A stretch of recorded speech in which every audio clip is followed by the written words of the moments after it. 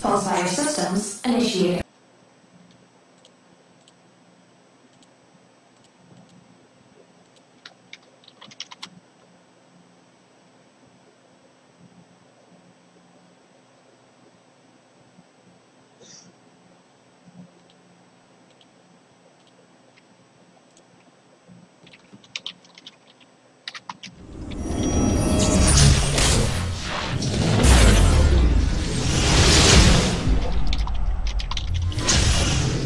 Falsifier systems initiated.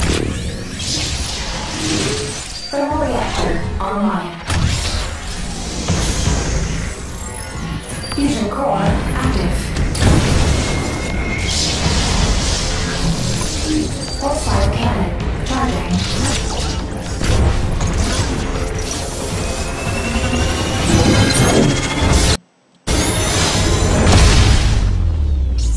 Hello, Ezreal. Do you require a map? No.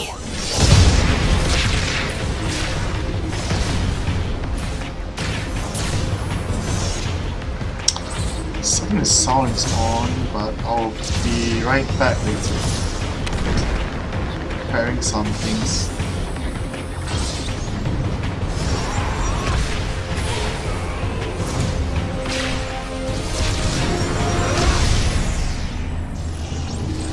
Awaiting your command. Let's do this.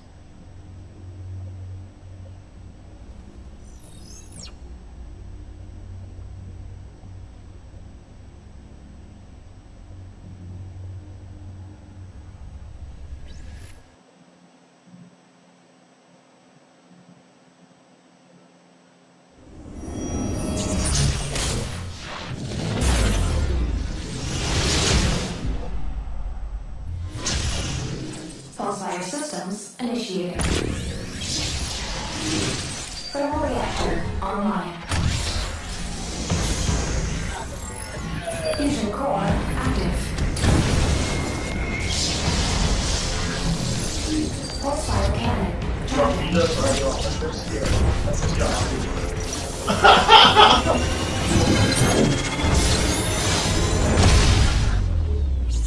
Hello, Ezreal. Do you require a map? No.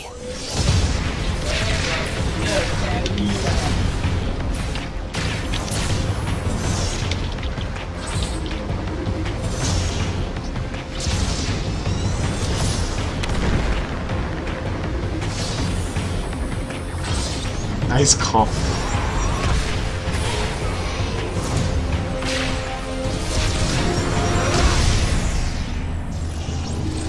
Awaiting your Hang on, command. let me change Let's the do video this. since someone wants to see the map. Oh wow, I can't connect to LL.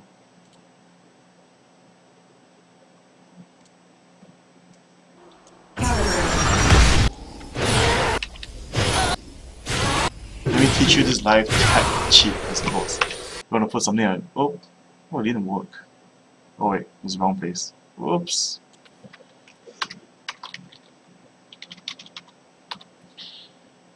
So I put this on repeat so you guys get to enjoy it for quite some while. Oops, those mistakes.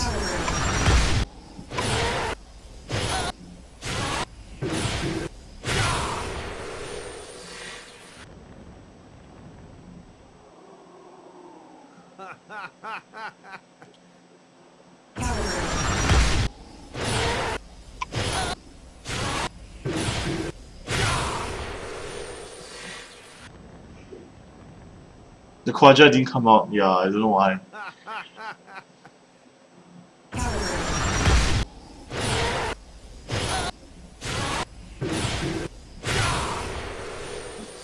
Come on, the suit level ups when you're level 6. Of course it has to be double the price. It's like something so different from all the other legendary skins. Let me check why my Garena Plus does not like me and cannot be opened at the moment.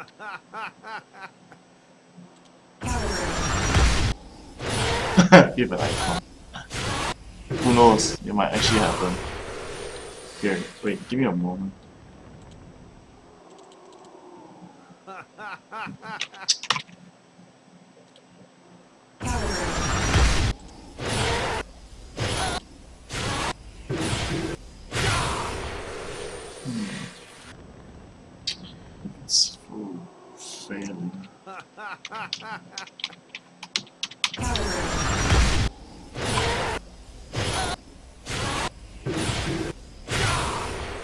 This should be the English one, I believe. It's in Mandarin, but not the... Oh, never mind, it's in the Mandarin. Who changed it? Ah.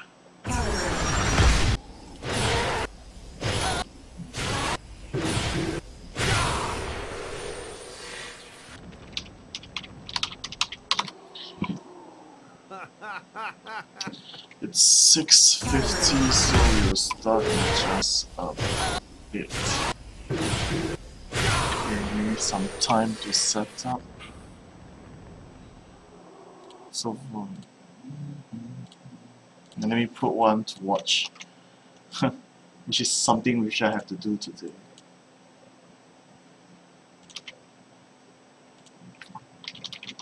I think it's a good quality one. Yeah. This is something for you guys to see since I'll be doing showcasing graves sort of. Hopefully I do not fail. So these are some of the quick draw areas for graves. I want this guy, this is made by some other guys, you can see, most probably for any server, definitely not for me. But these are the stuff that every graves would need to learn if you want to play graves. No shortcuts.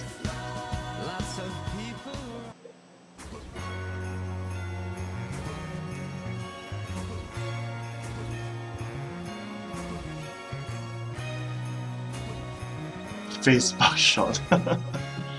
Yeah, face bug shot is going to be quite important now. Wow. Whatever this is.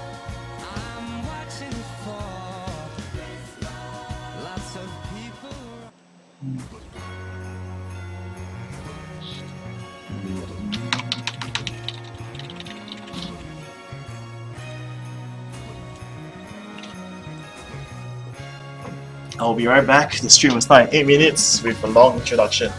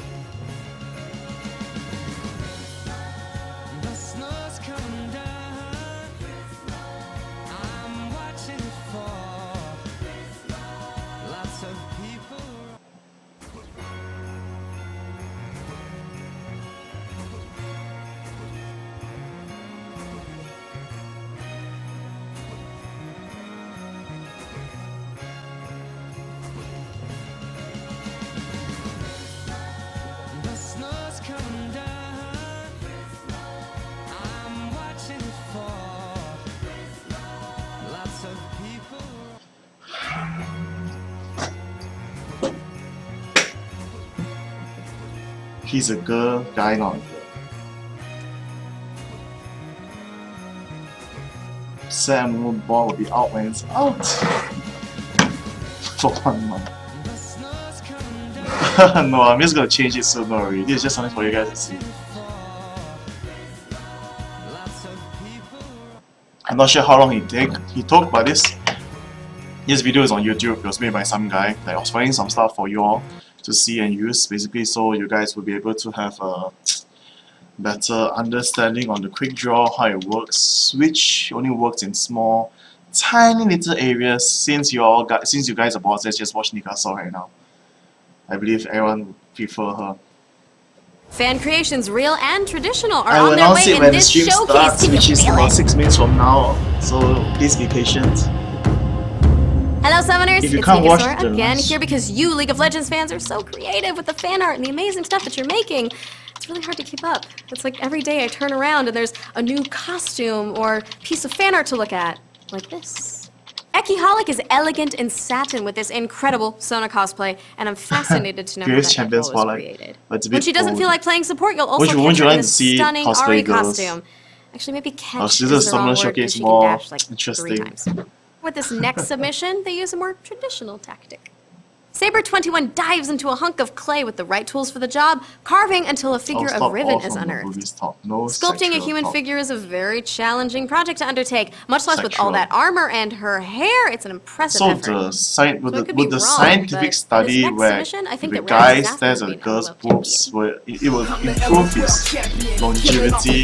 Would that be sexual talk or scientifically proven fact? Crowd control, and I ain't talking about the audience. I'm murking all the millions and the champs that they're following. If there was a champion in rags, he'd have to be like a sock puppet or something. They only love me for my buff. Nasher might think he has a lot to complain about, but that pales in comparison to the perils of this Rammus.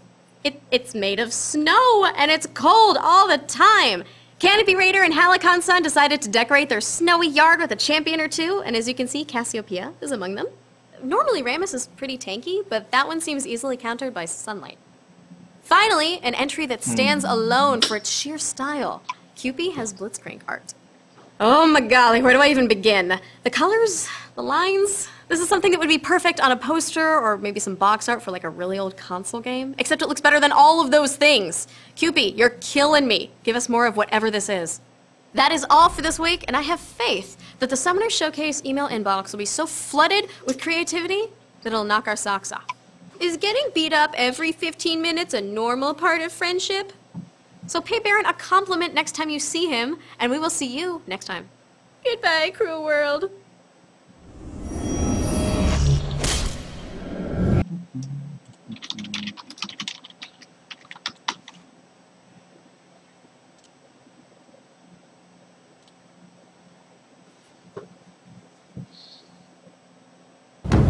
Welcome to the League of Legends Champion Spotlight, featuring Graves, the Outlaw.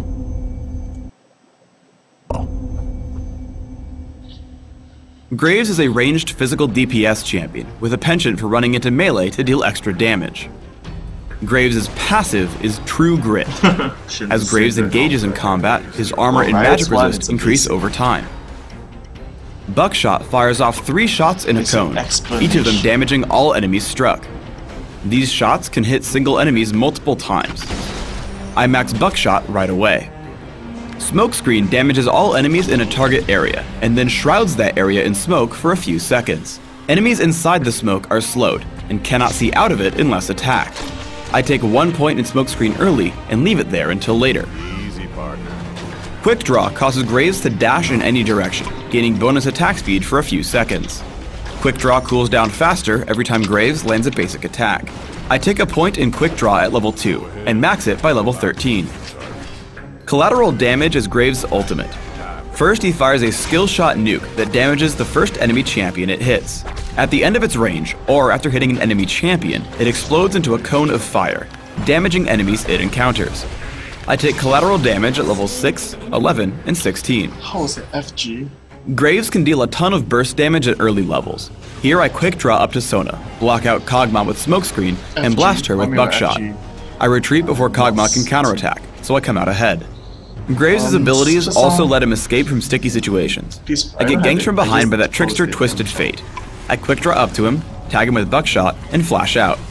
As I get chased, I land Smokescreen in front of my chasing enemies. As they follow, they're unable to hit me, and I make it out thanks to a heal from Soraka. Smokescreen can also completely bait your opponents. Here I get ganked by Udyr and have to run. I drop Smokescreen right as Warwick comes to gank, but since Udyr can't see out, we collapse on him right away. Udyr falls to our damage output and we push back in, forcing Sona and Kog'Maw to retreat. Graves' mobility lets him dive against turrets quite well. I walk directly up to Kog'Maw, land Buckshot, 1 basic attack, and then quick draw out of turret range. This lets Soraka kill him with Infuse as I juke away from a Cathian surprise. We get into a teamfight in Bottom River. I exhaust Scion to keep him away from Soraka. I push into melee range with quick draw and unload Buckshot to take him down pretty quickly. Once he falls, I switch over to a close target and start hitting Udyr. Unfortunately, I don't have a lot of mana, but when able, I cast Quick Draw for the increased attack speed, and take him down before pretty much melting through Kog'Maw and Twisted Fate. Throughout the fight, my health bar had been moving up and down, so thanks to the lifesteal from Bloodthirster, I was able to survive the whole fight. By getting a fairly early Frozen Mallet, I'm able to tank a bit of damage and then regain it with Bloodthirster. I play aggressively against the enemy team, causing them to turn and fight me. I flash out, fire collateral damage into the enemy team, and jump back in with Quick Draw. We kill Sona and completely push them off of the inhibitor, taking it down.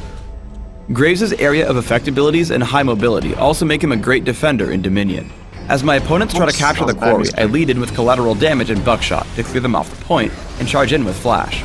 As I push back Lee Sin, I lead Xerath with Smokescreen, and grab 2 kills before jumping on Garen with Quick Draw into buckshot.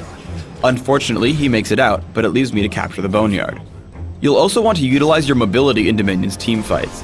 While I start out fighting Xerath, I want to stay near minions so I can keep both Sanguine Blade and True Grit fully stacked. Okay. When Shaco appears, I turn and help destroy him before fighting Xerath again. Stop this Freaks Champion Spotlight for now. So it is 7:01 on my time, so I think I am starting on time. So welcome back, guys, to our weekly live stream event, so to speak, I suppose. It's totally been revamped, so I'll be the first one to test it, the scapegoat. And yeah, the one who's gonna embarrass myself most probably for today. Okay, so right now I already hosted. It's gonna be for the first game. It's gonna be a normal game, and I will be playing Graves, the AD carry. But I will be also inviting 4 people from the IRC chat to join me. So later, I'll ask a question, and the first 4 who answer it correctly, I will get their summoner names, and then I will invite them to my group. So we'll wait for that. So as you all know, that I'm supposed to actually do a tutorial live stream for the first game. So I'm just gonna do it step by step right now in my own sense, my own style. On introducing a bit about the my own style of playing an AD carry. I should open this file slowly. My own style of playing the AD carry, as well as for the runes and masteries one would pick, as well as the recommended items and abilities. Later you can type the answer here into the IRC chat, but give me a moment before I go into the game. I'll do some basic introduction of AD carry role. So please be patient.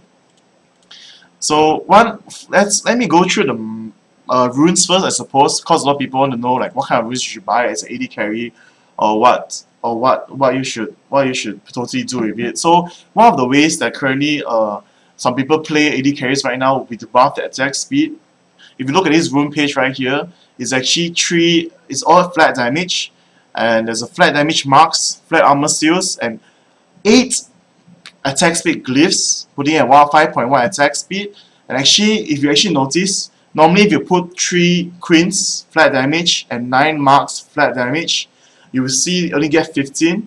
But in order to get 16, you will have to place 1 flat attack damage glyph right here. See, this is the glyph right there. So it actually makes your physical damage to 16. The reason why people want to get this extra just 1 damage is so to ensure that every time when the melee minion hits the tower, you get hit twice, your single shot will be able to kill it off definitely. So that's why they get the 16 AD. And some people who want to play more sustain and safety in the lane, instead they'll go for 3 lifesteal bonus queens. So you will get a total of 2% each, which leads to a total of 6%. Melee. I'm talking about for the melee, for both the melee and the range. Like you want to make sure that you definitely get the last hit. So that's why you get the 2 hits. It's not the proper pronunciation is not melee, but it's melee. It's not about melee. I'll talk about the range AD and melee AD difference later, but for now, this is the lifesteal runes on how some people play this high sustain the lane. Some people use this for Caitlyn or Kog'Maw so that they can be able to sustain the lane longer, as most of the runes and style of play is depend on how you want to do it. So it really depends on how you want to play your AD carry, the range one especially right now. And another one, this is a movement speed attack damage rune page, so to speak. melee. Anyway, so as you can see, some people will opt to go for the movement speed queens instead, where they get 4.5 movement speed. So most people use this for Vayne or even for Ashe. As for Vayne, they want to chase people down fast.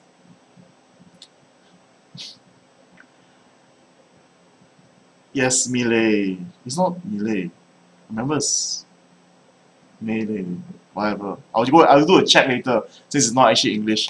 And for everything else, it's not the same. But instead of because you want the movement speed queens to be more aggressive as well as be more defensive. So you go for a magic resist glyphs instead of the attack speed right here, which is why it's the basic build that most AD champions play right now. So they want to hold the sustain the lane as well as to be more aggressive. It's on end game where even against a AP burst, you'll be able to take more hits from there as well.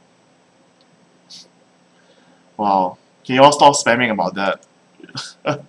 Anyway, this is my personal style of playing an attack damage champion. You do not go for the magic resist at level 18 is because you basically want to have the glyphs early. So basically when the mid lane comes to gank you when you're level 6, you already have that magic resist ready. Because almost every champion starts with 30 flat magic resist and does not level up. So if you do for flat magic resist, you get the extra 13 immediately. If you go for the per level, you need to reach about 10 or 11 before that happens, and they will not save you from early AP champion gank. So this is my personal style for the AD champion runes, which is I actually have 2 flat damage queens and one critical chance queens right here, 1.86%. And right here, if you look at my marks, it's actually just 8 physical damage marks, putting my physical damage at a total of 11. And then I actually place 1 critical chance mark as well as 1 attack speed mark. So and my glyphs here, the blue, is actually all at flat attack speed. So it raises it to a total of 7.4% attack speed. And I get a 2.8% critical chance and the flat armor seals right here. So I do not go for full damage. I try to get back the free critical chance that was removed from the masteries, as that free crit that you land is actually like a luck shot. You're just trying to get a free luck shot that will give you a free advantage in the game. Yes, you'll start after I finish some of the basic explanations for the runes and masteries that most champions will pick for AD carry. Confusing.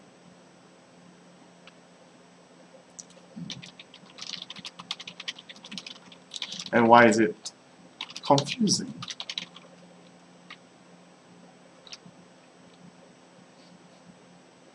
And so in a sense, this is the runes. I mean, I've asked a few players and I sometimes tweak it myself. Basically, when you play a Graves, you do not use Flash. You will normally use, right now all Graves players, they want to be more aggressive. They play Flash and Ignite because they want to land the buckshot, the collateral damage, and the Ignite to take off the kill instantly with their total burst damage in the early game. Too fast. Okay, so I'll try to speak a bit slower and more clearer. Yeah, it's different. I mean, it's really dependent on the matchup you get. So normally for a blind pick, you will not be able to know directly what to use, but it really depends on the personal style of how you want to play the attack damage champion. So I'm not talking clear because it's a stream lagging, or is it because my speech is unclear?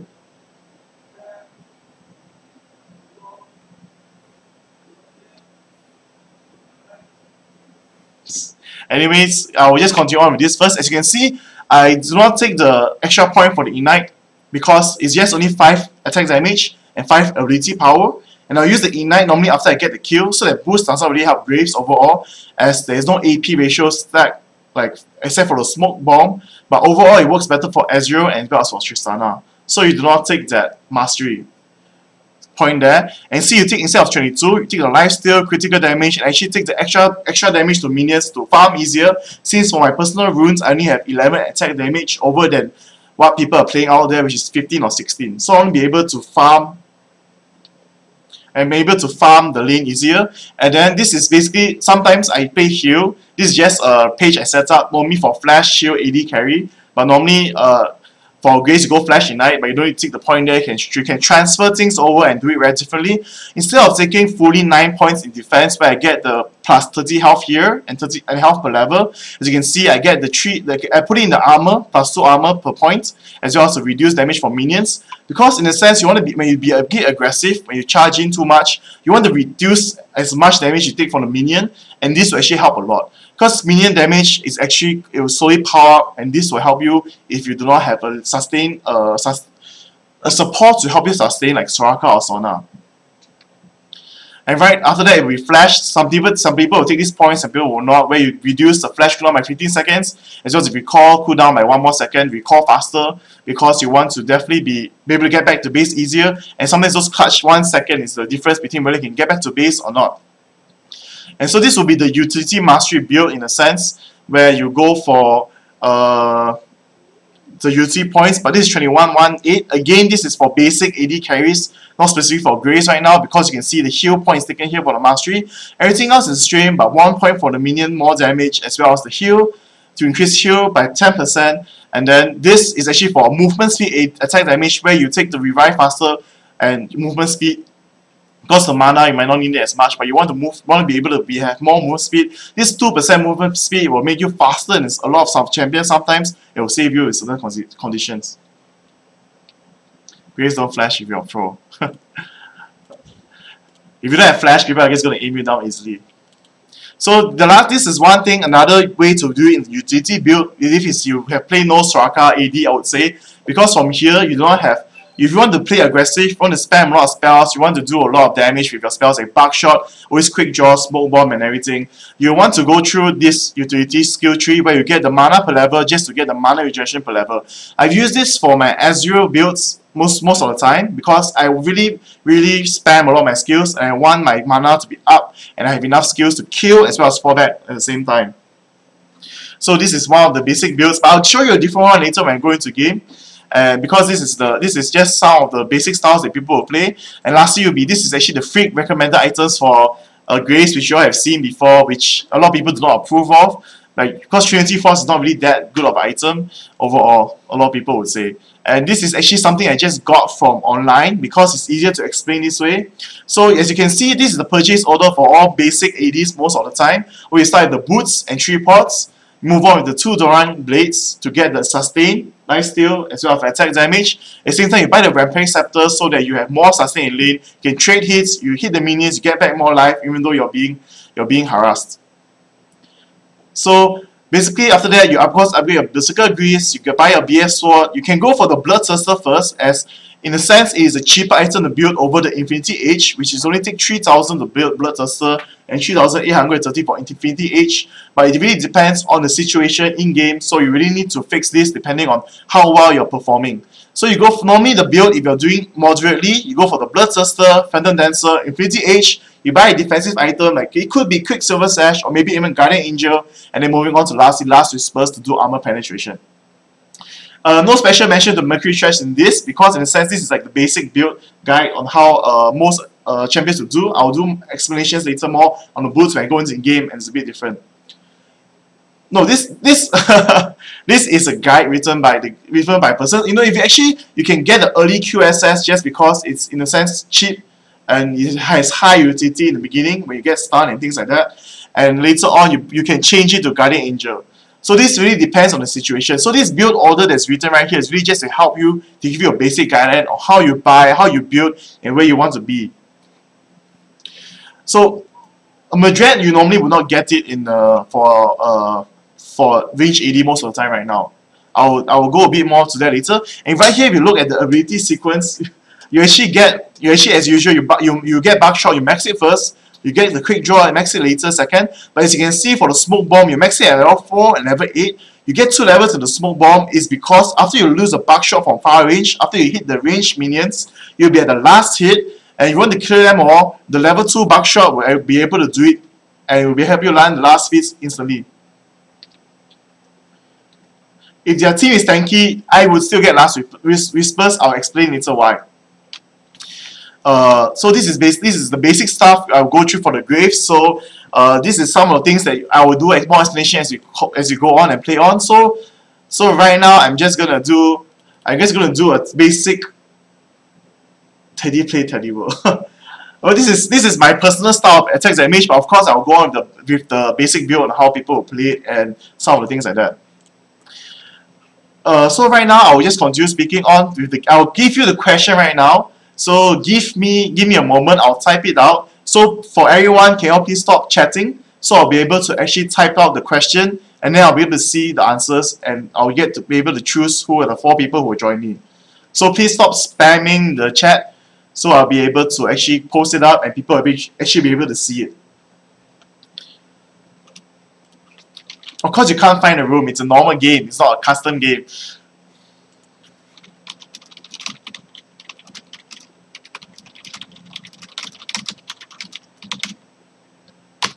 Okay, so basically I've already typed out the question and of course say it out for those of you who are listening to me. So some people say there's a delay to the stream, so typing it out is actually faster. So please do look at the IRC chat, and it's very simple. You just answer the question which I'm about to type out in the IRC chat, and I will pick the first 4 who answer it correctly, and I will request for their summoner names into the game. So can everyone please stop spamming the chat? Okay, so everyone has to actually be able to type and have a chance. Okay, so the question is, so what is the champion I'll be playing for the first game? This is a very simple champion. I mean, it's a very simple answer. Okay, stop. You can stop spamming. I already got the answer from a lot of people. So I will need the summoner name of. Wow, you're still spamming. Can you stop spamming so I can actually see? I will need the summoner name of Unicomis, Epic 101, Chocobilly. Oh, sorry, Chocobilly is wrong. Chocobilly is actually Draven. Wow, as they say, a chicken right there. And the real TeddyTibbers and Heaven or Hell, which I already know who you are. So these 4 people will be joining me in live stream. Unicomis, Epic 101, Chocobilly, real TeddyTibber, and Heaven or Hell. So can y'all? Oh, you actually can't play now. Okay, so I have to. Okay, if y'all won't stop spamming, I'll just move on with whoever I know is in. Oops.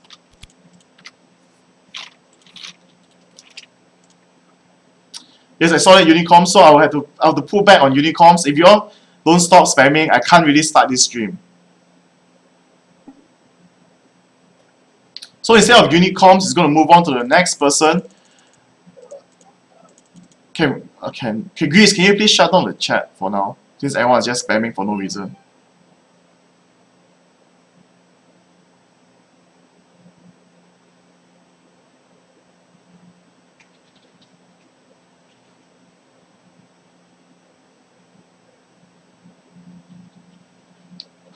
Okay, so Unicomis will not be able to make it. So we'll move on to Epic 101, and if you all stop spamming, I can't really see these chats, please. Okay, just please stop spamming and wasting everyone's time right here. It'll be Epic 101, Real TeddyTibbers, and Supreme Wow.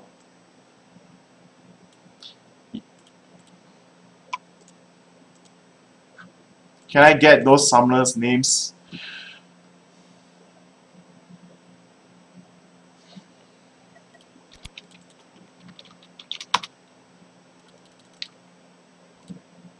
So okay, so most of you did use the same name for your summoner name.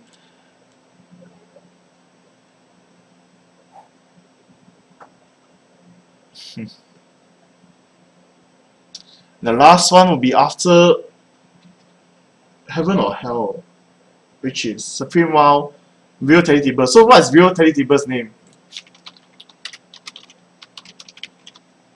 Fistbot. Oh, okay, so Real TeddyTibbers Fistbot. Finally, I can see his name.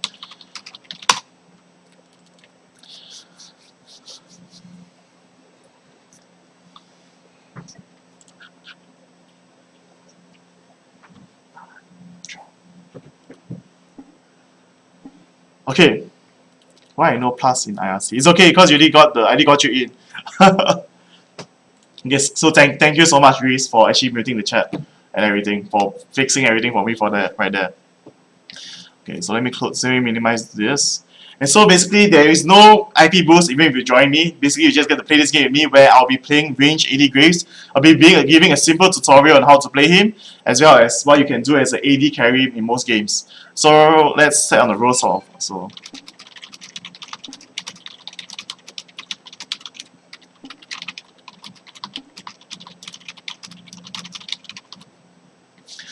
one of the better supports for Grace would definitely be Blitzcrank, Alistar, and Soraka, and as well as Janna. These four, because if Blitzcrank you can actually be safe in terms of when you buckshot in their face, you will not be too close to their minion wave or close to the tower.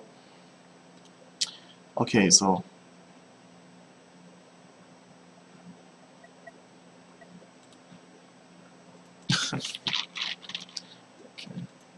So epic.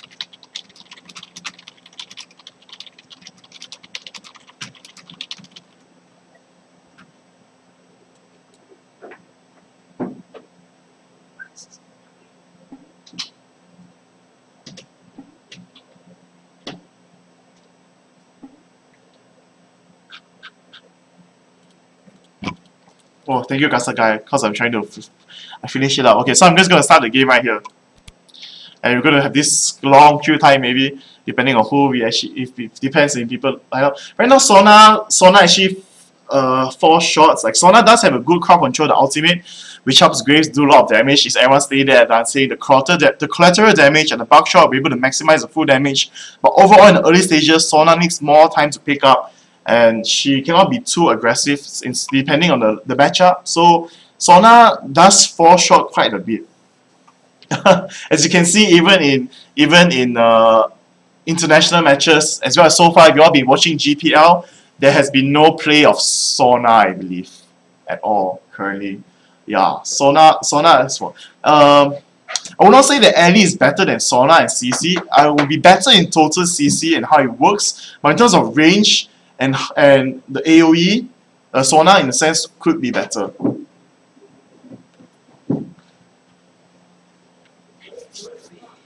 No, Gasta guy does not agree with me. So we're gonna how the hell is gonna stream this as well. So I'll just show you. This is one of the masteries I actually forgot to save earlier. So this is another thing. This is basic one where people will play, which is actually 21-9 right here. I do not take any points in the Summoner's Wrath or this Summoner's Insight to reduce the cooldown on my flash, as well as increase my attack damage and AP with Ignite. But instead, I go full defensively. I get the extra health as well as this to reduce the tough skin. So this, in a sense, can be also a different aggressive and more tanky way to play, and your Grace will be stronger in lane in the beginning with more health and extra tankiness. So I'll be using the runes which I showed just now, which is 11 physical damage, 13 armor, 2.8% critical chance, and 7.4% attack speed. Yeah, you can find someone to pair with Sona. Definitely will be better for Vayne and Kog'Maw, for the instant buffs in the attacks.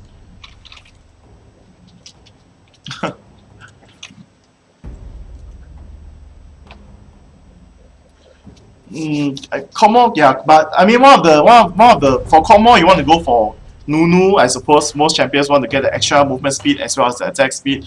So right now I'm just gonna go a bit, since this lineup my must pick slowly, later opponents see.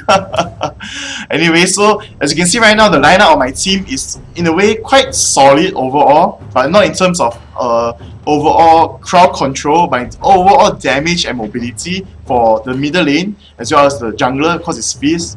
Fizz has quite good mobility in terms of his trickster slash what's it called? Trickster slash, oh crap, I can't even remember that. Tricks. Oh, can someone help me with that? I don't remember.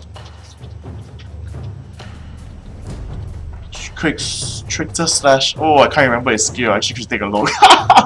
Try the playful slash trickster, which actually allows him to jump over the jump over the terrains as well. So for my quick draw, and with how his Blitzcrank, he has high mobility with his second skill, attack speed as well. But the most important will be the mobility, so he'll be able to charge in to pull someone back quickly. And for Darius, he doesn't have the high mobility.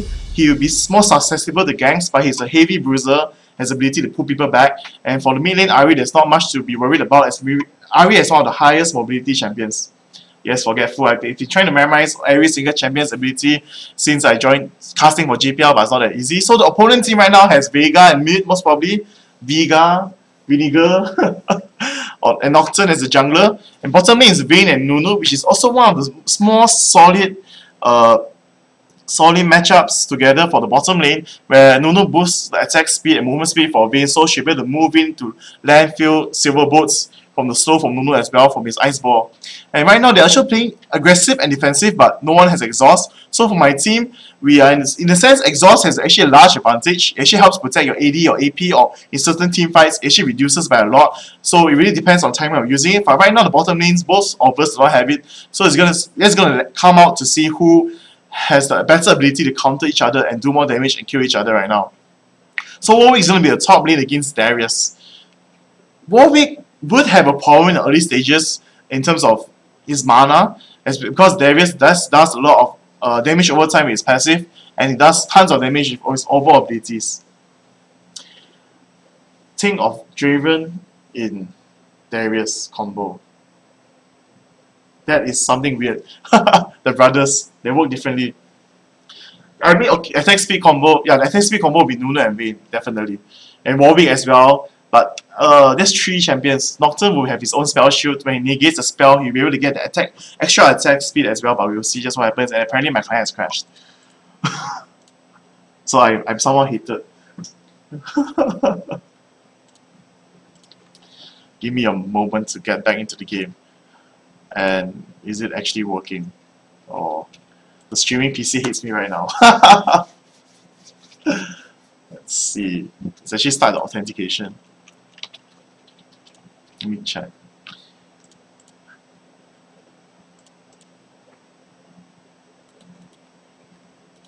Wow.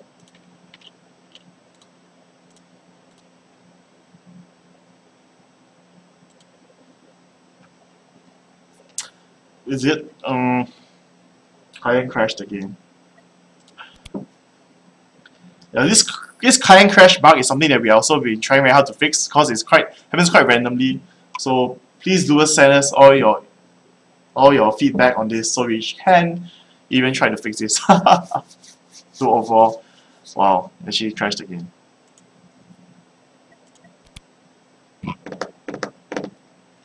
Chang. My game is missing. Is it even loading? Wow, okay, so I'm going to be put back quite a bit, but it's actually quite fine. In League of Legends, I'm not sure whether it actually works, but I've been noticing that actually if you DC for a period of time and you reconnect back in, there's actually you actually have the ability to get for a short period of time, the experience you get for killing minions and champions is a bit higher. Okay, for Vayne will be more OP in the end game, but for Grace, I'll be able to actually be more strong in early to mid game with my buckshot and collateral damage. The total damage output that I do without attack speed is much stronger. So, wow, cannot.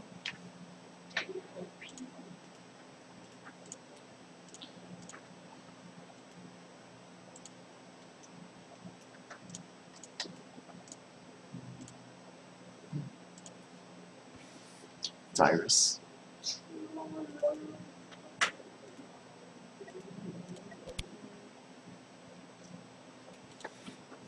Give me a moment to try actually reconnect back and figure out what's this problem that's crashing. So right now, I'm not sure how many minutes I am into the game. Okay, it's actually 2 minutes and 40 seconds. I've actually put my Blitzcrank into quite a disadvantage. But okay, one thing you want to see is that Nunu is actually farming the crit. He has 4 CS and Vayne has 2. Wow, Nunu actually has a higher CS than Vayne. I wonder what happened at the bottom lane, which I totally missed. And Blitzcrank has 0. Because he can't really go close, he doesn't want to get harassed by the slow ice ball as well as on Vayne. But I have actually no idea what's happening right now. They seem to be aggressive and not aggressive at the same time. Oh. And here comes Fizz for the gank.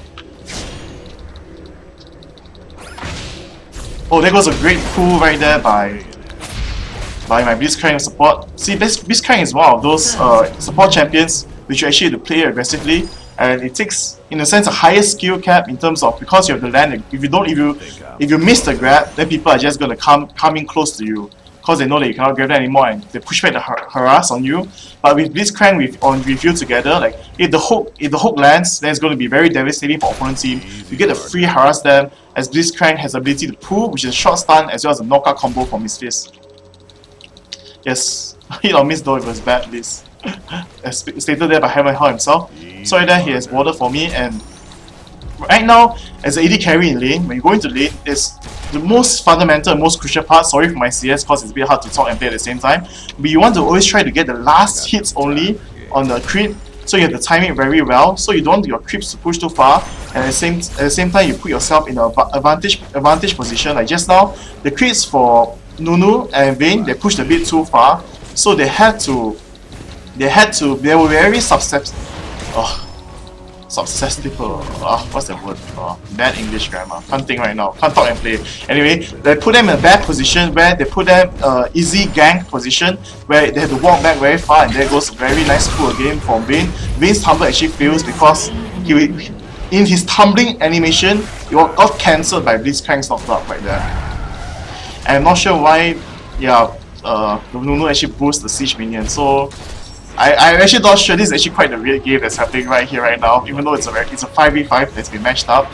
So yeah, as you can see right there, I proc my crit, even though it's not really what I wanted it to happen, because I definitely want to just proc my critical on the creeps, not on the creeps, but instead of the opponent champions instead.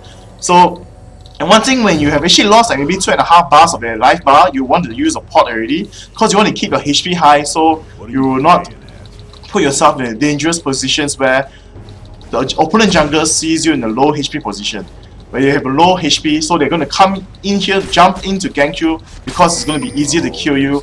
Even though if you do have your heal summon spell, it's going to put you in a bad position if you do not see the gank coming, as you...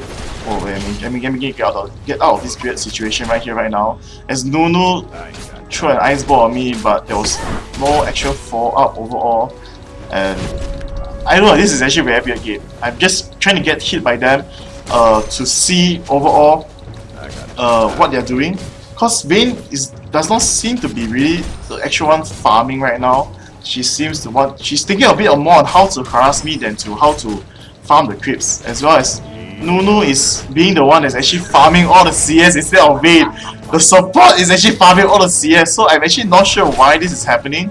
So I'll guess I'll just have to see what this Nunu has in store for me. I suppose he has 10 CS while Vayne has 16. So even though I was I was DC'd, right now my CS is actually in a better position than that. I have 23 CS right now. And again, Fizz is coming to gank the bot. So one thing, when you see your opponent trying to gank, you want to try to bait them to come closer to you. Of course, you want to... Oh, there goes the flash. And there goes the perfect pull by Blitzcrank again. So it's going to score us the kill. I'm just going to use Ignite to ensure that nothing weird happens, or uses his heal and move back. Because I don't think he used his heal earlier, I'm not so sure. But just to confirm the kill. Like, if you want to use Ignite, it's actually good to use it, not to say spam it, but just to make sure you secure the kill. Because it has a faster cooldown than most summoner spells. And it is actually one of those spells which you want to spam to ensure kills. And make sure nothing bad, that you get the kill instead of him being able to run away.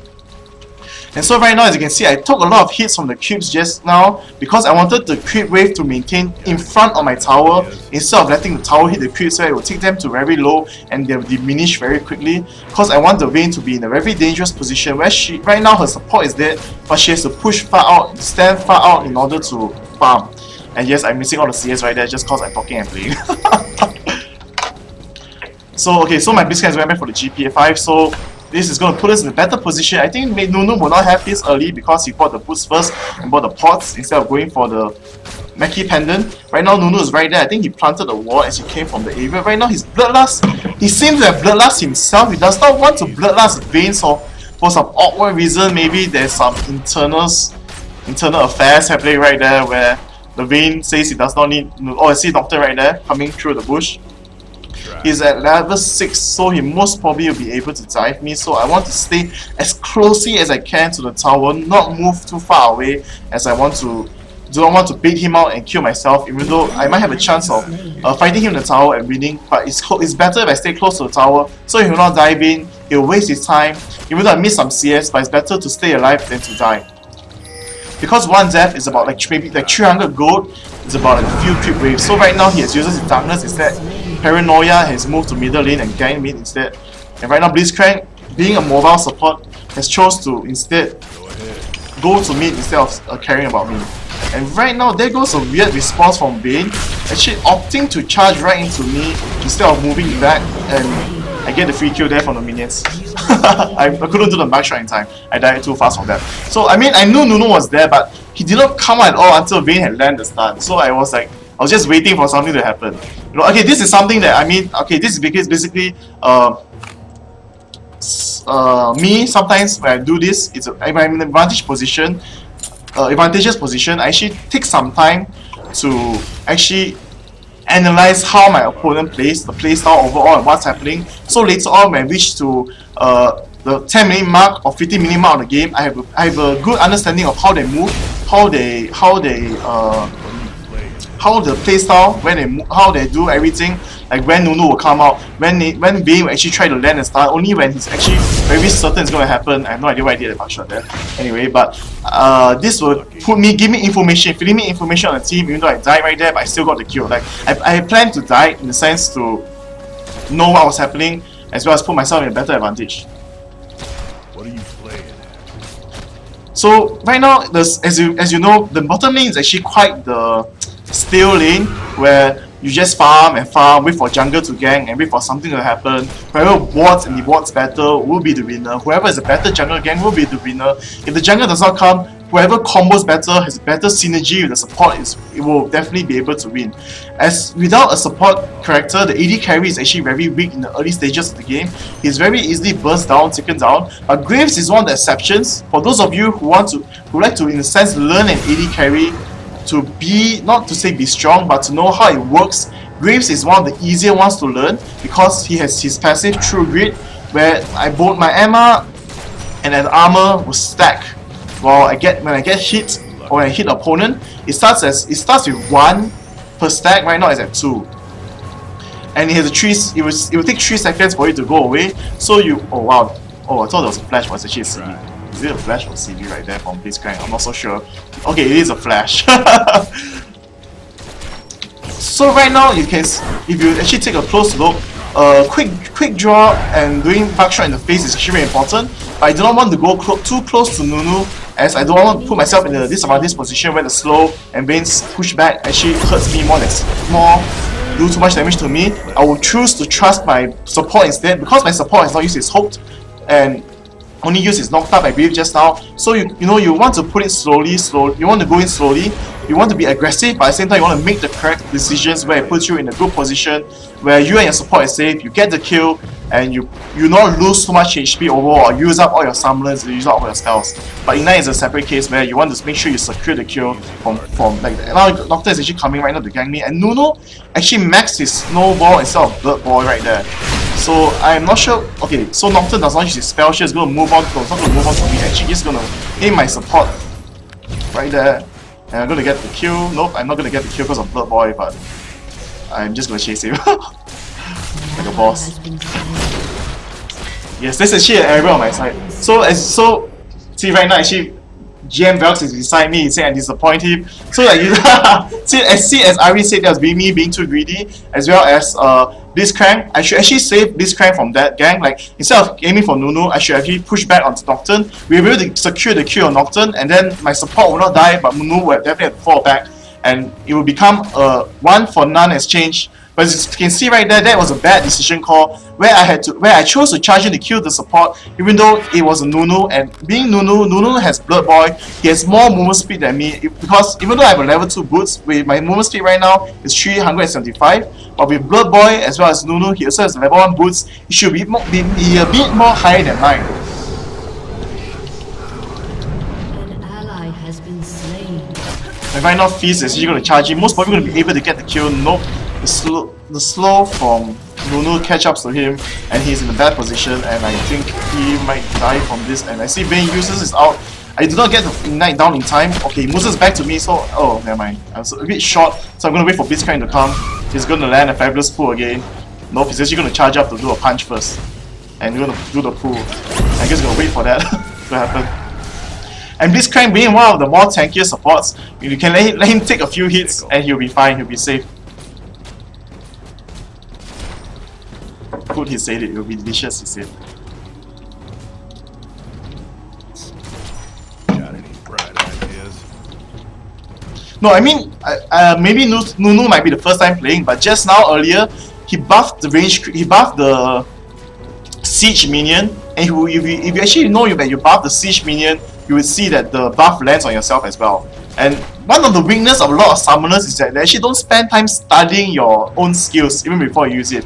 Like for me, even before I use Draven or before I use the new champion, I see the summoner spotlight, I read their skills thoroughly before I even attempt to try it. Not like randomly join the game and then do whatever I want to test out to see whether this champion actually works out like how I want it to work out. So right now, Nocturne is actually right there. The wall from this crank actually allows me to see it. So we're gonna be more defensive and move back. And but Nocturne is actually moving on to middle lane as there's a gang happening from Ari and our Fish, but Fish is most probably gonna get caught. And right now I'm gonna quick draw and use the I do not use the ignite here like a boss. Moving so slow. And there goes Blitzcrank, most probably gonna land the kill. Please do land the kill. Yes, he flashes in for the kill for me. One thing about Ignite is that the range is a bit short, so sometimes I'm not really an Ignite user. I normally use Flash and Heal, as it has been the style I've been playing for quite some time. So I do not really. Oh wow! I did the wrong thing. I did not check my mana like that. See, just now if I did not even need to use a smoke bomb. If I just did the collateral damage, I would have actually killed down the Nunu. Right there, see. So please. And right now there's a trolling GM that just came in and says I'll take up to me. Ignoring him, moving back to the topic ahead. See, one thing if you think it's safe and you want to clear the minions quickly, it's good to use your smoke bomb to actually clear creeps, as well as it forces people, if they want to gank you, to move around the smoke bomb, because if they enter the area, they definitely will not be able to see you as they are blinded. A bit like how Nocturne's ultimate works right there.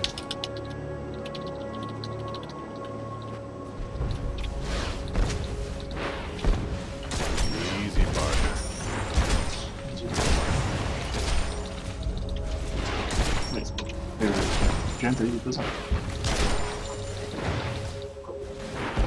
Easy partner.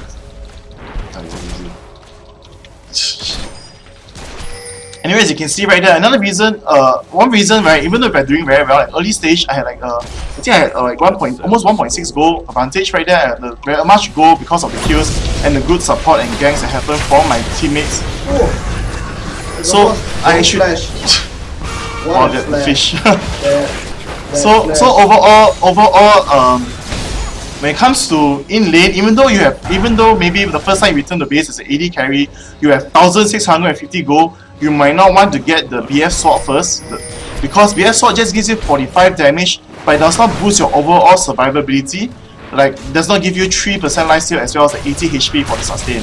So right now Blitzcrank and Ari is going to charge in like a boss right here. I'm not sure why everyone's charging. Vega comes for the stun and actually stepped on it. I'm going to quick draw out of it in time.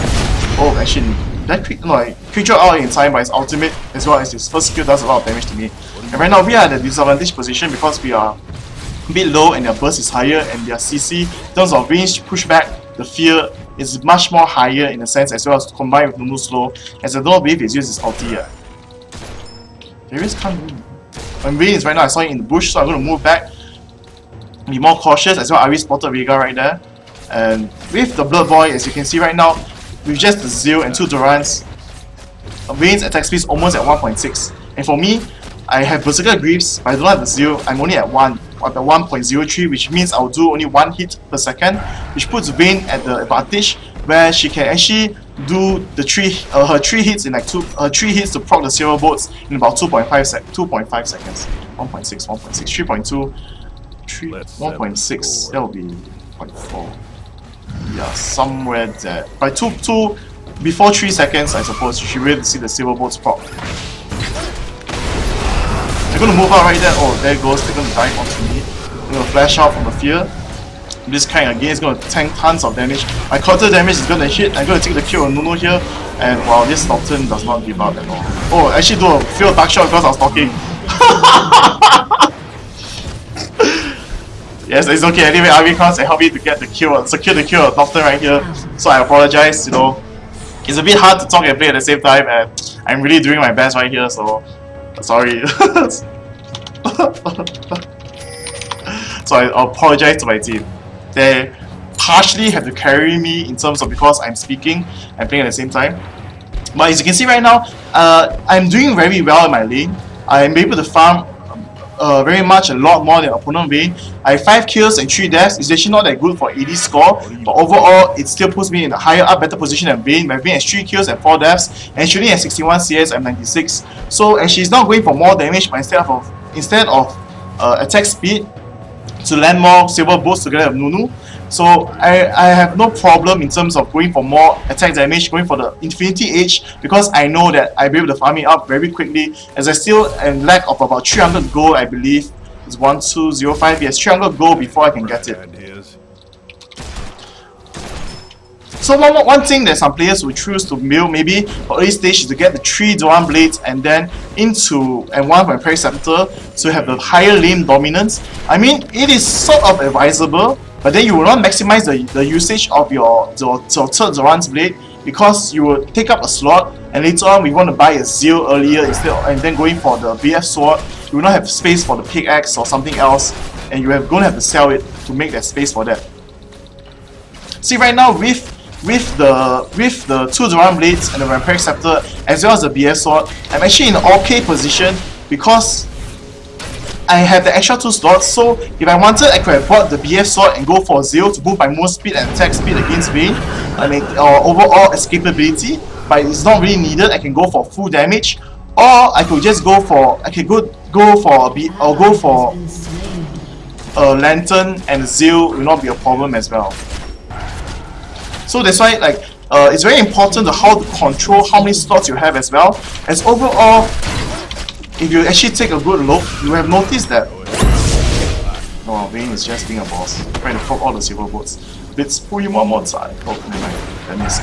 So let me try to think once. Oh, so it's very important how you control those 6 slots. As you can see, like Dota or Horn, everything, this game you only have 6 slots, so you need to in order to maximize the slot space you have, you want to maximize the items you buy as well. You actually take you actually pay attention. You take a oops. You actually take a good look onto how support buy items. Normally they just go for 2 GP5s because they want to save the item slots for something else. Like if you go for a Heart of Gold and a Feudal Stone and a Boots, there's 3 slot items taken already. And then after that, you want to go for a bit more items. Like if you play a support, the most important thing for you to buy is a ward to give vision to your team. So you will have to save that 2 other slots for a green ward and the pink ward, the vision, and the side ward, and lastly for something else, your other item that is slowly going to build up. Like for AD carry, it's the same concept. 1 slot for the boots, for 2 Dorans early stage and the Vampiric Scepter. Total of 4 slots, you save 2 empty slots so you can change your item build as needed. Because if you're not doing so well, sometimes you need to change to a Lantern instead of going for early IE or BT, because it gives you quite as well. The lifesteal has been nerfed, which is one of the main reasons why no one has been getting Lantern that much for AD carry, because the sustain is a bit lower. So you want to focus on the build, especially if your top lane as well is an AD and the jungler is an AD. For example, Warwick is a bit of more of a magic damage than physical damage champion, depending on how you play him. So you will want to minimize you want to maximize the usage of your Lantern. You want to make sure that your opponent does as much attack damage to you as possible and not wasting that. See right here with my IE, I'll be able to do a lot of damage to Vayne. Right now, if you saw, I purposely lured her into the bush because I knew that she would want to come to stun me, and then quick draw to the sideways so that if she does use her stun on me, her third skill to knock me back, it will not hit me to the wall, and I'll still be in a good position. Oh, here comes Vega. And there goes the stun, which misses, and he's going to try and burst me. Let's settle the score. So one thing about AD carry is that it's very important, even though the support has planted the walls for you, you will need to have a good map awareness on what's happening on the map, so you will know where to move. I ain't got time so you will know where to move overall, what's happening. So you will know where the support is, where the jungle is. So like even though they do not move to the right, like right now I know Nunu's at mid lane, so Vayne is alone. I can opt to be more aggressive because it is advantage for me.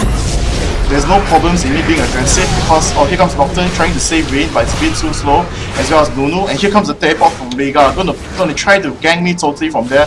I'm just gonna flash out, gonna try to save myself, and no, most probably not gonna be able to. Nocturne flashes in as well, but with this kind of say no, it's actually wasted flash right there.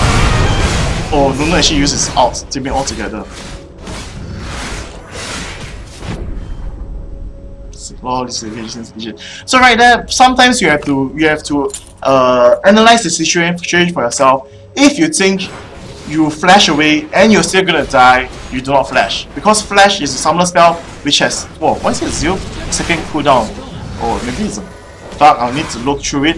It's actually a 240-second cooldown skill. It's almost same to that, about 5 minutes, which actually just 4 minutes. But I mean, if you put it long, just to count it safe. Want to count the timer, just say 5 minutes, so you will know that after this, with that flash, you need to be more safe.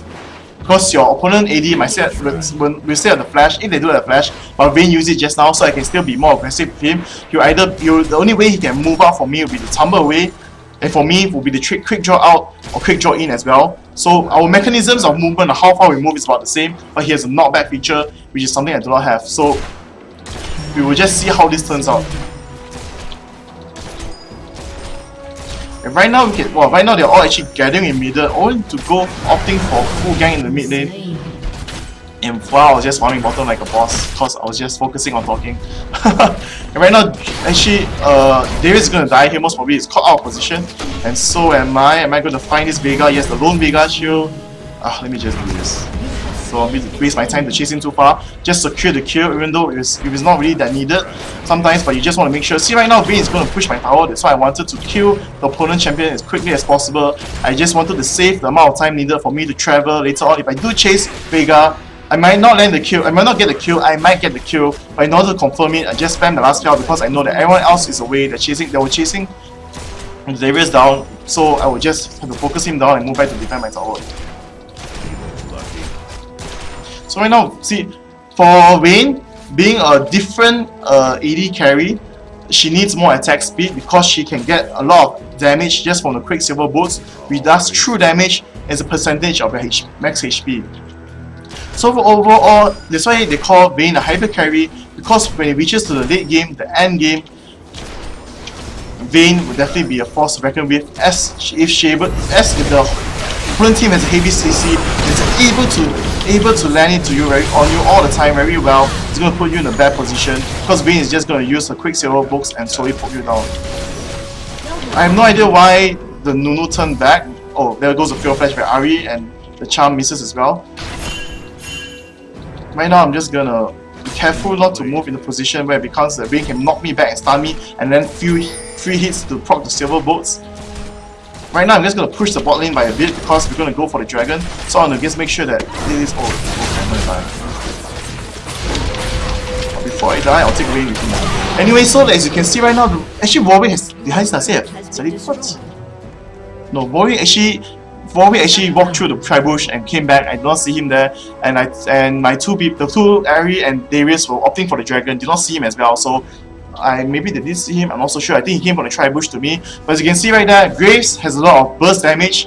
Vayne has a lot of to be more correct. Sustain. Let's see. Like prolonged damage over time with the burst from the silver bolts, 3 stacks. But overall, when it comes to the mid game, and right now the items of overall damage output I still do more damage than Vayne. Vayne needs to be able to land a stun on me first and someone to help her before she's able to kill me very quickly. If I do trade hits with her, I'll be at a better advantage because I do have a Vampiric Scepter as well as an IE just now, and my damage was about 223. And there goes the flash over the wall. Everyone just flashes over the wall even though it was not necessary right there. And there goes a shutdown. I believe it's a revenge from Darius onto Warwick. Got any bright ideas? Well, Warwick rapes. Okay, so we're gonna move on a bit to, since we are talking about Warwick, now this comes to a time where you decide in a team fight that happens that ensure, will you be able to survive if they jump all onto you, because Vega has a high burst, Nocturne will be able to fly in, and that will put you in a big disadvantage if they choose to aim you down first. But for Vega, if his stun does not land, he will be unable to burst you down. So that's why you now have to choose to decide whether you want a Guardian Angel or Quicksilver Sash in order to stay alive during the team fight or to cancel the crowd control. And also, they have Warwick, which his ultimate can be cancelled by clans, which is one of the items a lot of attack damage champions will buy when they're fighting against a Warwick, because they want to make sure that they do not just die freely to him and be able to move out and do damage as the team fight goes on.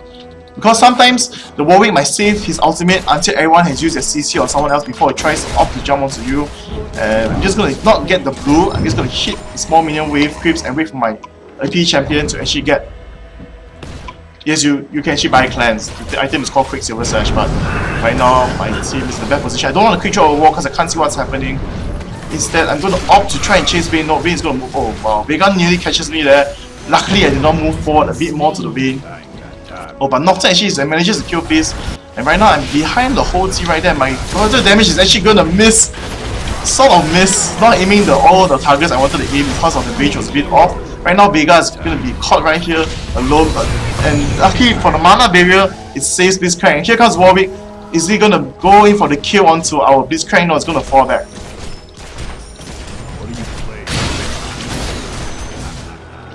Okay. Now talking a bit more about the item build now mid-game, you have to come to a decision. So overall, only the one that's tanky right now is both Nunu and Warwick. So even if I do get a Bloodthirster which maximizes my damage, it will put me to about another 100 damage if it's at max stats, 327. It will not be so useful against the armor they have bottom right there. Nunu has a Sunfire Cape as well as a Chain Vest. He's just building a lot of armor. So instead of opting for the Bloodthirster, I will go for the Last Whispers to maximize my damage to the overall champions that I can hit most of the time. Like just now, if I was not able to get behind the team, I will not be able to be so safe and just land free damages as it chase everyone off. But if I do fight in the team fight where everyone's a 5v5, maybe waiting for the Baron or pushing the lane, if I do get caught or rushed in, it will most probably be Warwick's ultimate or Nunu will try to throw a snowball to me. I will need to have the ability to kill them off as quick as I can before I move on to the other squishies, because if I do ignore them, it's going to be very painful for me, as Nunu has the ability to slow me down and slow my attack speed. Warwick can just fear me or immobilize me, hold me there, as well as for Nocturne to be able to fear me.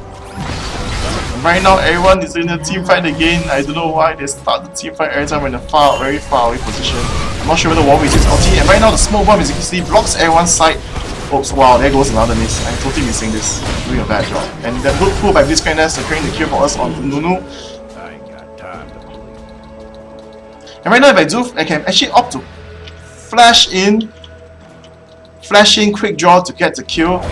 But I'm going to use it differently. I'm going to try to maintain alive. I'm going to try to distract the whole team, but actually that was a bad decision for me. I got caught from the Vega stun and I actually baited my team to die instead for my team getting all the kills. And Fizz misses his playful Sex Tracer right there. We're going to jump onto the kill onto Nocturne, but he's not really an AP burst. He's more of a tanky champion, but it doesn't tank AP that well. It's going to die right there. That's horrible.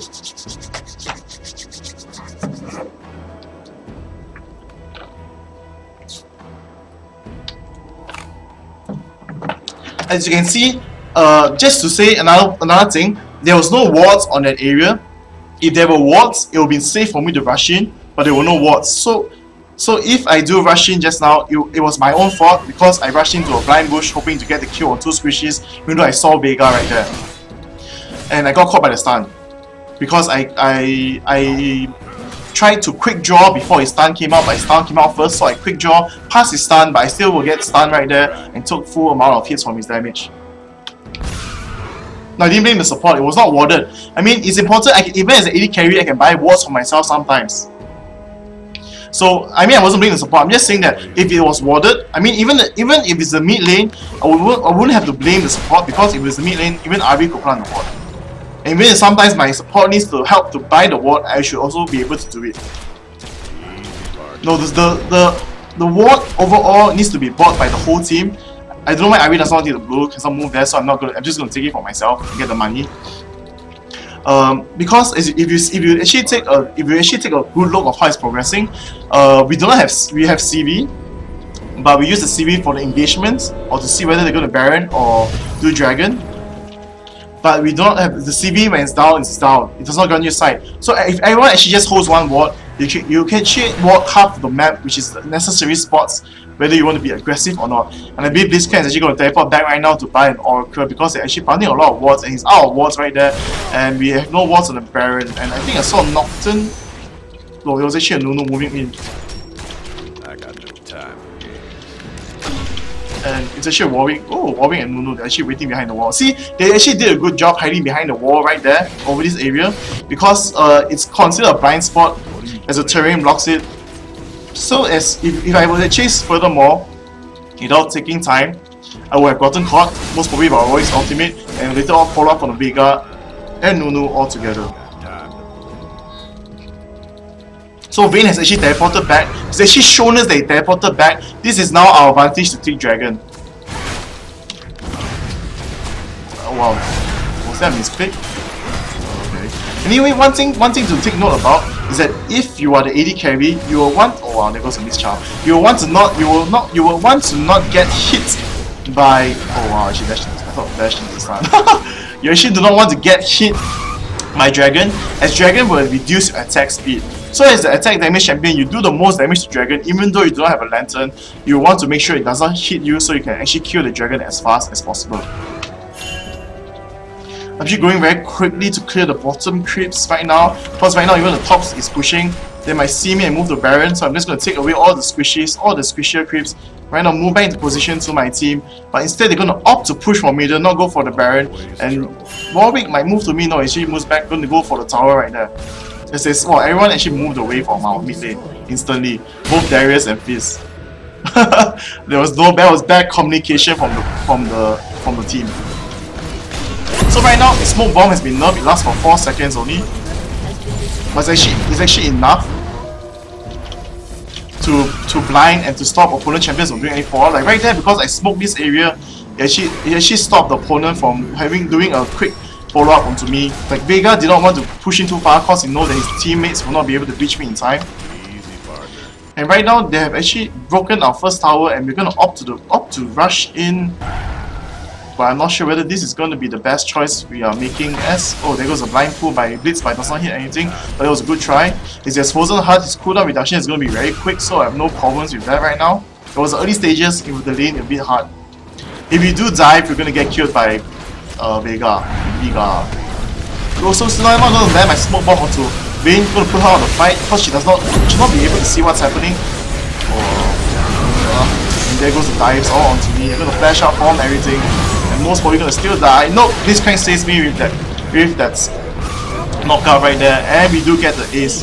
And none of us actually died. Wow, that is quite amazing. I thought Fizz died just now because of the paranoia, because he didn't see what's happening. Because they like to hate me, AD carry. So one thing you need to be focused about, I need to know is that, the AD carry in the end game, mid to end game, does do the most damage, but it's going to put you in a bad position if you do just focus him down. You does not ignore the other top lanes and everything, because they would do a lot of damage to you as well. The AP burst, our support does not do that much damage, but overall, wow, that is weird. Did we take their raid? Why is the obedience not cleared right there? There goes a buff. There goes an error.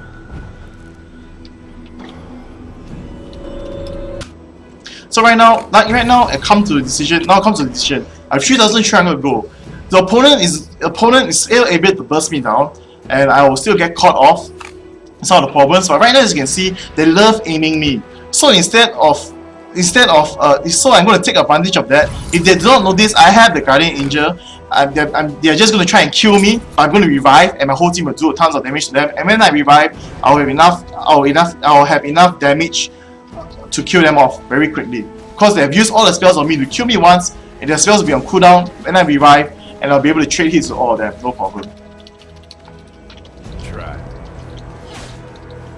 And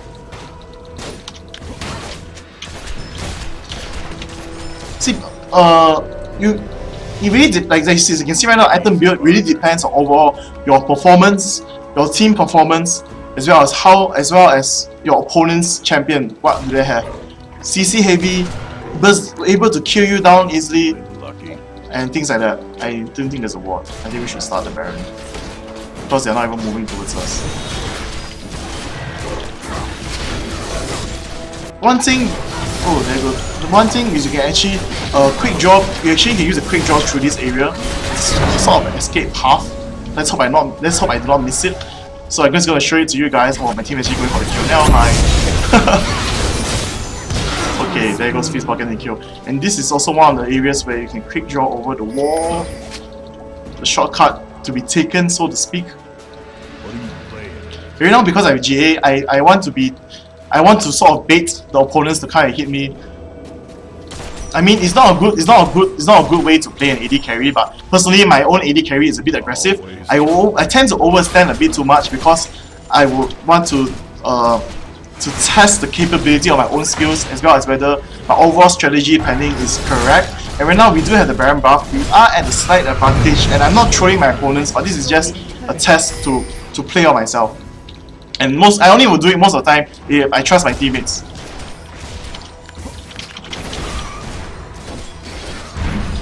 And right here, as you can see, quick draw only lasts for 4 seconds, but gives a 80% right now, I believe. 80% attack speed, so mixed together with PD, if I do be able to land hits all the time, it will actually cool down very quickly, and I'll be able to use it multiple times. But the good thing they did put into mind will be the fact that if I were able to hit turrets and do a quick draw, it will be a bit OP, as overall the team will be able to do tons of damage. I mean, I'll be able to do tons of damage hitting the turret as well as quick drawing, in breaking turrets easily, very quickly. I'll be the ultimate pusher. Because if my quick draw done, I'm gonna quick draw out of the range, and once and here goes another kill. One thing, like you can see just now, if a melee champion just rush into you, you should be able to put a chance to move out like that. Like my quick draw is on cooldown. I saw him coming, he dived right into me, and just moved away with my quick draw. And that gives me about 3-2 hits based on my attack speed when I have quick draw on. And it put me at advantage because Guardian Angel puts me back at 750 health. But once I land those 2 hits with my attack damage right now and the lifesteal, I'll give it another 100. If I do a crit, even more than that, and I will have no problem bursting him down and trading hits. But problem if you do that against Nocturne, if he doesn't have his fear on you, you'll be at a disadvantage because when the fear happens, he'll land 3 hits onto you. So you need to know situations where you can fight, move back, and overall be the one to carry your team in the end game by dishing out the most damage and not dying in the team fights overall. All these blocks. So overall, this was a good game. Overall, very good teamwork on our side, and a very weird game played by our opponent with the Nunu farming a lot of crits and not going for any gold per 5. I mean, okay, but you should call it GP5. Actually, it's gold plus 5 in my opinion, not gold per 5, because it's actually plus 5 gold per 10 seconds. No one likes lectures unless they nerd. What's ADC?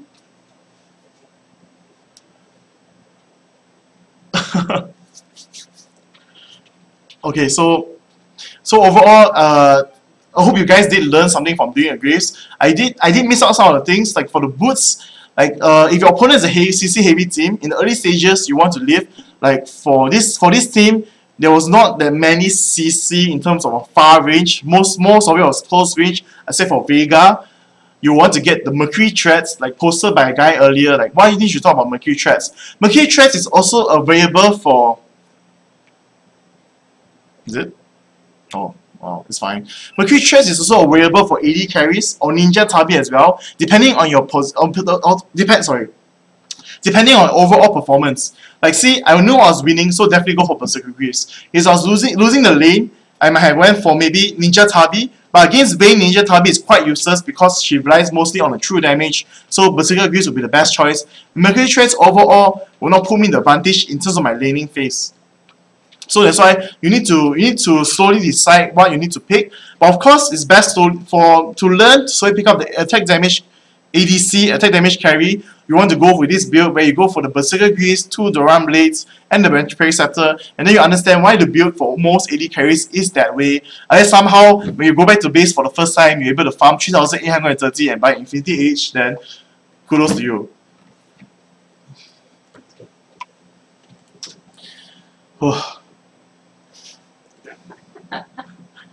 So before I move on to Draven, do you all have any questions? And this is Bjork's trolling me. Oh yeah, if you can't watch it on our stream, try watching on YouTube. Thank you for the help, IGT Green Tea.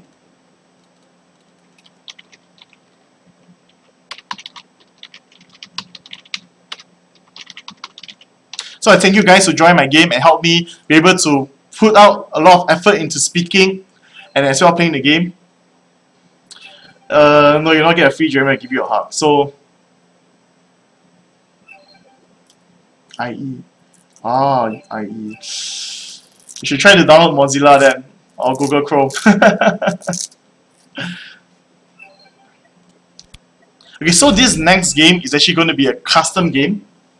So it's going to be for Draven. But before I do move onto to Draven, this is going to be a more relaxed game. I'm going to focus more on showing his skills out than performing that well, because it's going to be a preview and sneak peek for you guys. So, do you have any questions for how to play attack damage carry or anything about Graves you want to ask specifically? Like Graves, I'll emphasize this, Graves is easiest to pick out because as an AD carry, I would say that he would have the highest burst damage if you know how to do it well, as well as he has a very good mobility skill to increase your attack damage, smoke bomb that helps out overall team fight, at the same time he's tankier because of his true grid passive.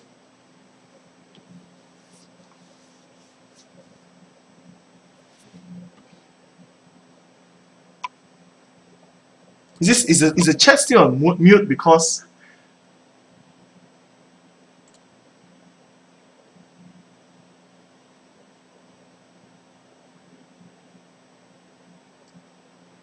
oh wow.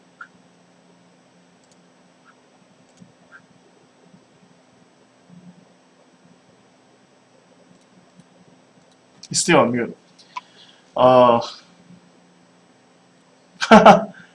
Could you unmute it?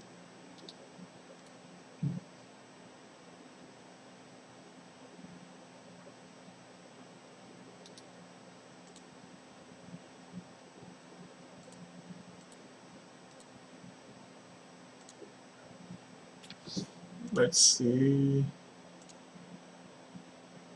Okay. So, it's been unmuted, right, for the chat box, I believe. I'm asking, I'm also certain. For now, no, because the Meet the GM sessions wasn't so successful overall.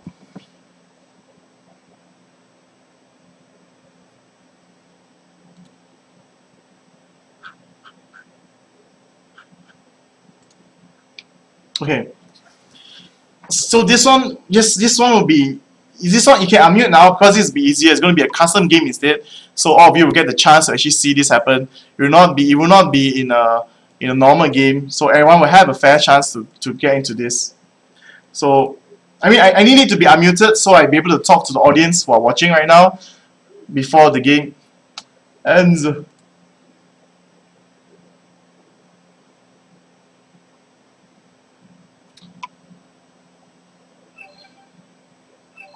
I suppose no one is actually listening. So Grease has shown you guys how to do this. So please don't abuse the chat again. So hopefully, okay. So okay. Okay. So this is gonna be a blind pick. A very simple 5v5 match where I'm just going to use Draven bottom against the AD carry. So I'm just hoping no one spams the password or something. So I'm just going to go through a bit. This is Draven recommended items for Freak, which is the basic attack damage champions. And this is the Draven recommended ability where how you should add the skills. Like you get all at level 1 in the beginning, so you have a CC, and of course you max your Q to maximize your damage. Second skill for attack speed and movement speed burst, and later on as so forth.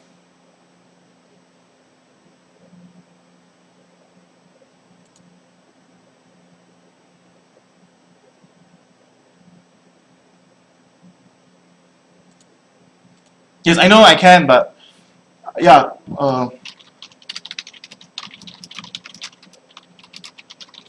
I'm sorry.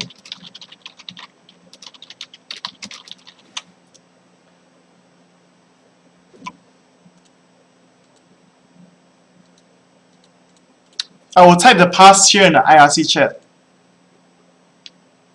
Okay, so stop spamming. I will answer the questions one by one before I move on to the Draven, as I have time for you guys for this stream. So someone asked just now, why IE not BT or Lantern? So right now you would go for Infinity Age because you want to get the early. You always have an 80 attack damage over the Bloodthirster. At the same time, you increase your critical chance damage by 250%. At the same time, it just gives you that much overall damage output. And for Graves, you have your quick draw, the attack speed steroid, so you want to be able to utilize it and spam it to do a lot of damage. And just like you saw, I hit Vayne a few times twice, the critical came out twice, it was 250%, about 300 damage twice, and it was down to half-life. You can clear dragons very quickly. And IE is a bit expensive, so the timing to buy it was basically based on whether you are performing very well. And that's why the game I already said I was performing very well, that's why I took Infinity Age. Overall, if you're doing okay, and if you want to opt to improve your burst damage through your buckshot and collateral damage, you will get Bloodthirster because it gives you overall 100 AD more than IE, but doesn't give you the critical chance or anything. And also later on also the extra lifesteal as well. But lifesteal has been nerfed. So right now the Bloodthirster's lifesteal is a bit low. So some people think it's not so good to get it so early because you do have a higher sustain, more damage, but overall its performance through before is very much weaker. Bloodthirster. Blood. So lastly, for the Lantern, Lantern is either if you're doing super well in the lane and you want to secure early dragons and overall your opponent champion, except for the mid lane, does attack damage, then Lantern will increase your survivability. Or if you're really doing very bad in your lane, you will buy Lantern. Just cause Lantern allows you to farm easier, boost your armor, gives a bit of attack damage as well as the lifesteal, and it just keeps you safe overall at a disadvantageous position. So that's the only timing you buy Lantern. Or if you want to go for early Dragon, Drake, or Baron, you can get the Lantern as well. But if you get the Lantern, do understand you lose out in a lot of early damage from Bloodthirster or Infinity Age, as it is cheap but not that cheap overall in the long run. And if you actually notice, a lot of people buy Infinity Age first right now. The main reason is because the Masteries does not have the free, was it 4% or 3% critical chance right now? It changed to just pure attack damage. So you want to get Infinity Age first to get the critical chance all together, all in one set. Damage, critical together. In the past, if you get a Bloodthirster first, you will still get a free critical hit from your Masteries. For me right now, I will get the free critical hit for my runes. In game, it becomes from 2.8%, it will become 3%, but it's really a luck shot base. So I could go for the Bloodthirster build first, which is possible and plausible for me, because I will not need to get the earlies. Even though if I get Bloodthirster without Zeal, I still can do critical damage. So IE does damage, does critical, so that's why people opt for IE first if you do have that much that if you do perform well. So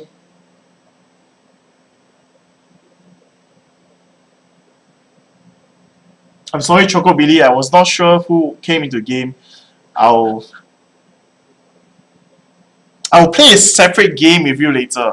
Let's have a chat after the whole stream ends. So do not leave the stream chat.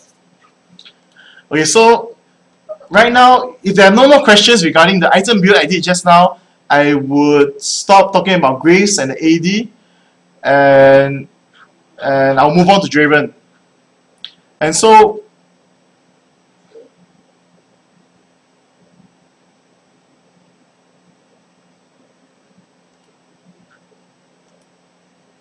did my chat? I think my chat just froze because I don't see anyone typing anything. There was so much spam. Do you guys? Let's see. The last message was at 8:18. Let me try typing. Maybe it will cure that problem that I DC from the chat. I typed something into the IRC just to show you guys. You guys see this? I don't see the chat refreshing. I'm gonna refresh and log in. Relog in.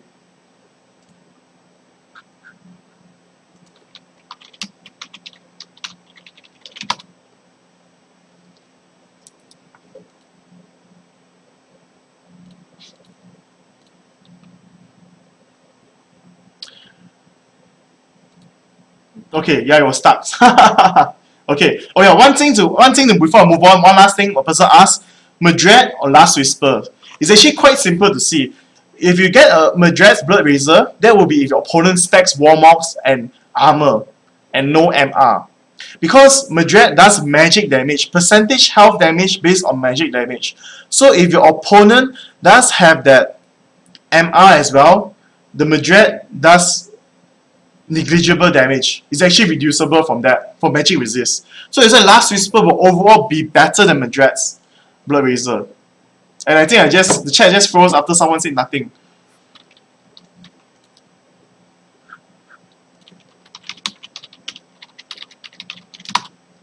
Oh, so much problems with the connection.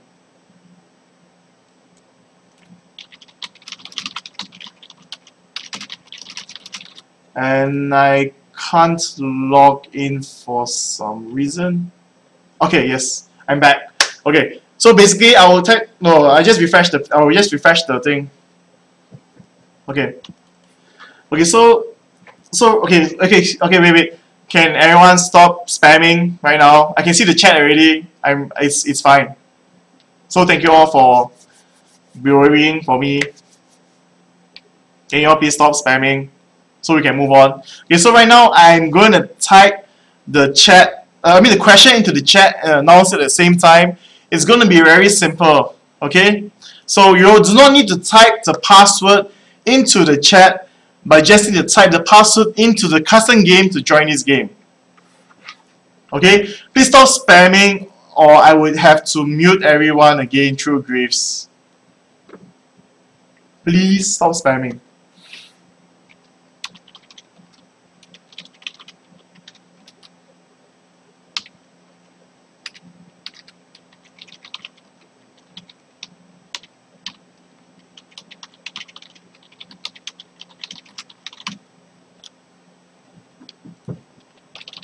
Okay, so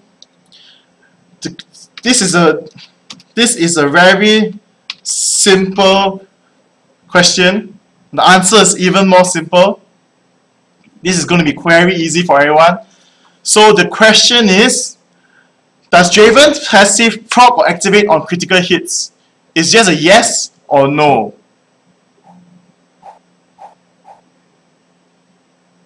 And here we go.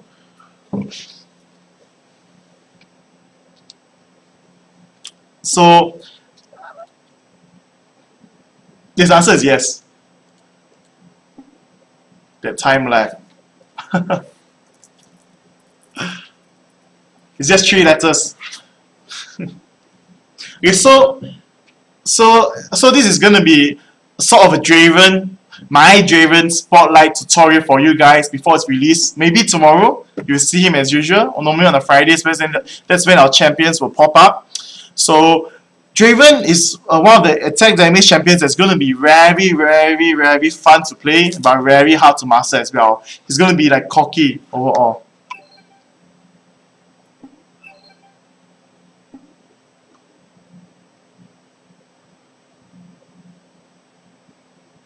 No one paying attention.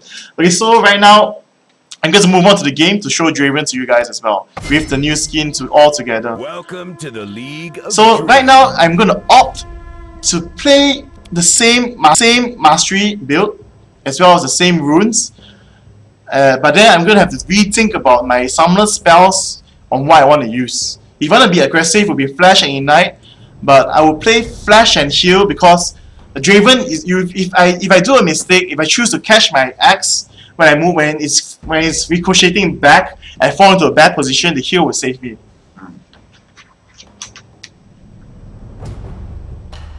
Posting.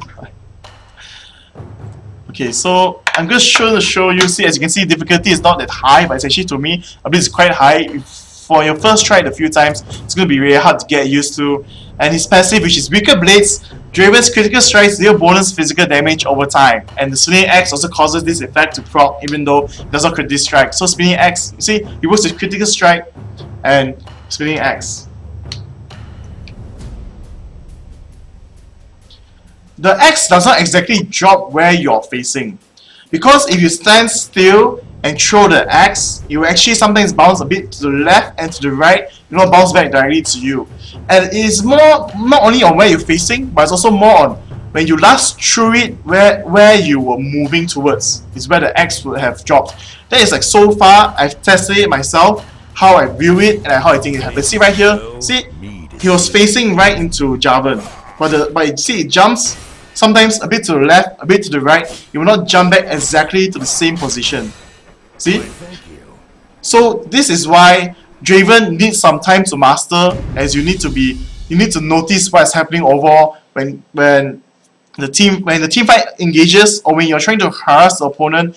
Will you opt to charge in to get back your axe, or move out? And see, this is now they actually chose quite a hard game for me. There's actually Bunny, Revan, and Jax, which they both can jump right onto me. It's gonna make my axes a bit more weaker, because when it bounces back, I have to opt to run instead of catching my axe, my spinning axes.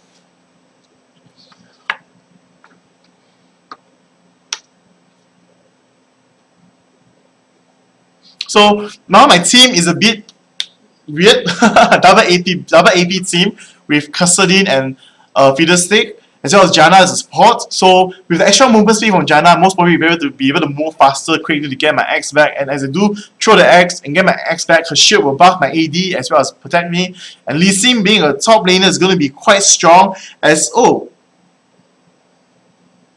yes, it's going to be a quite aggressive bot lane with Nunu bot and Rarus being bottom with exhaust and ignite without any shield. And Jax is going to be the jungler. It's going to be quite a bit hard for me to be a bit more safe. And Riven, overall mobility is going to be quite dangerous for me in team fights if I do not be careful. And Twisted Fate's teleport. So I believe the opponent wants to gang me like no tomorrow.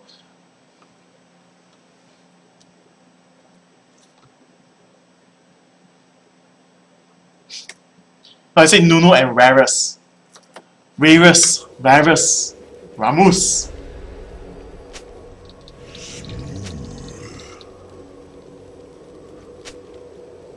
I said shield.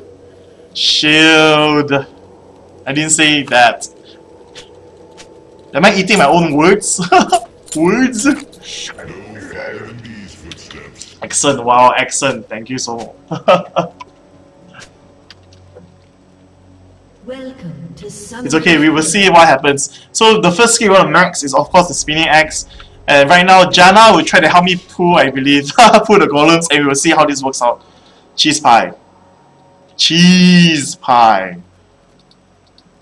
Are you happy?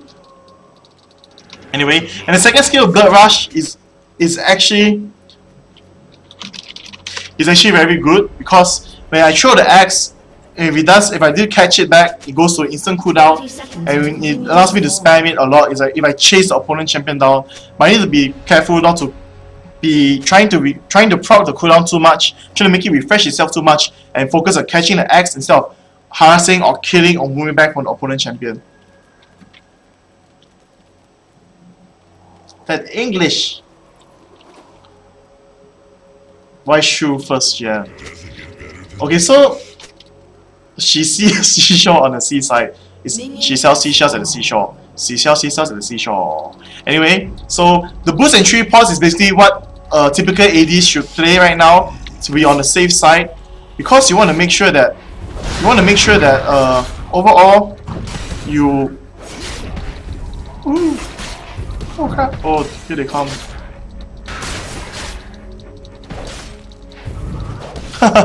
It's okay. It was okay that Janna got the kill as long as we got the E experience. That's the money as well. Boost and 3 pods is basically the way to play safe to avoid being ganked easily. As well as you can see, fighting against the Nunu and Rarus, they will have a very good move speed buff overall from Blood Boy. I need to have a quick move as fast as I can as well, together with Janna's buff to avoid getting ganked or poked too badly. So let's try the Spinning Axe right now. Let's see. I'm gonna hit this creep. I'm gonna move back. See? Oops. If I stand here, you move. Oh, okay. So maybe. Oh, he was right. Okay, maybe in my test round my computer was laggy. It did not happen as I had hoped for, because it did not jump back where I was facing entirely all the time. So yeah, let's just see. So right now I just want to keep my axe alive and throw an axe onto that Varus. Oh wow, okay. I did not need to dodge that too badly. My movement speed is not that fast. I wouldn't have got that in time.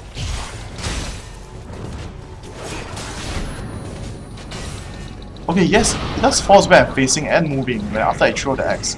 So Gasta guy is correct and I was wrong.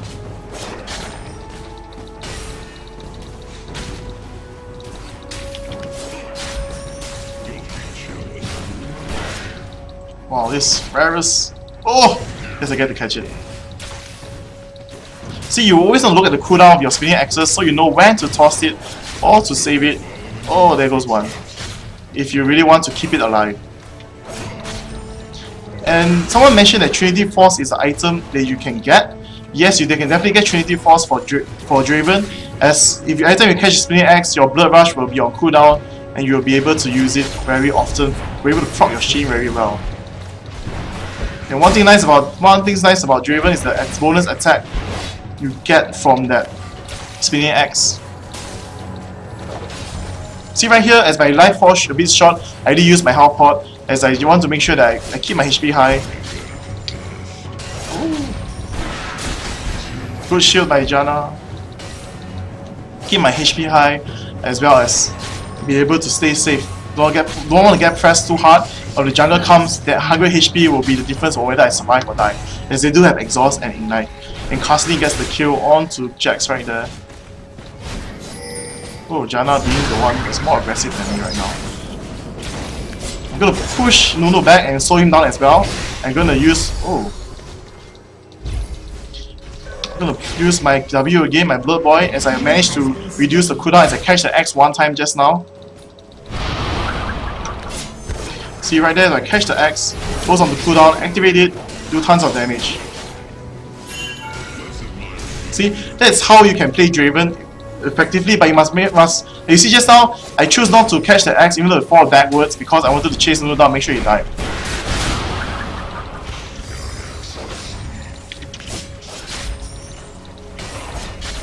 See, that's one way how you can use your spinning axe to your advantage. You throw it to the creep, you move forward, you try to catch it and move yourself closer to the opponent AD so you'll be able to harass him if he comes close to try to get the last hit on the creeps.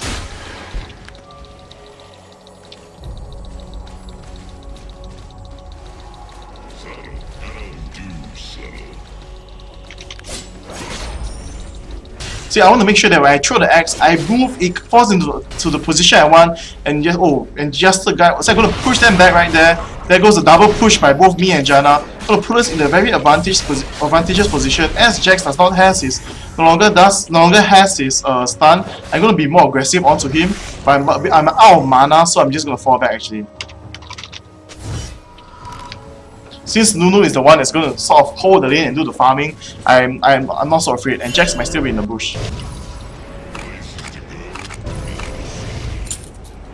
So one thing as you can see that I stopped for a while to opt to buy double when I wanted to buy double Dorans a 1-1 Blade and 1 Repair Scepter first, because the harass that comes from Rarus and Nunu is actually quite painful, and Janna does not have a heal. So if I do buy that, it will increase my overall sustain if I just focus on farming the creeps, but I will not increase my overall damage to the opponent champions. Yes, I'm watching this chat as much as I can. Why does the mouse screen sound wrong?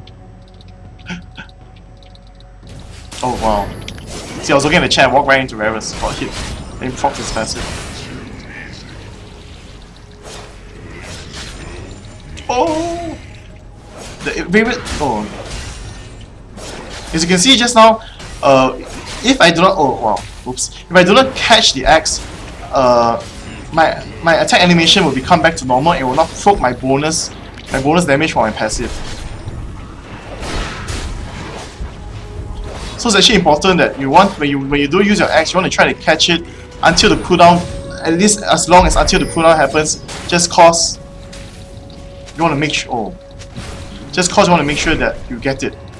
Oh, dodging.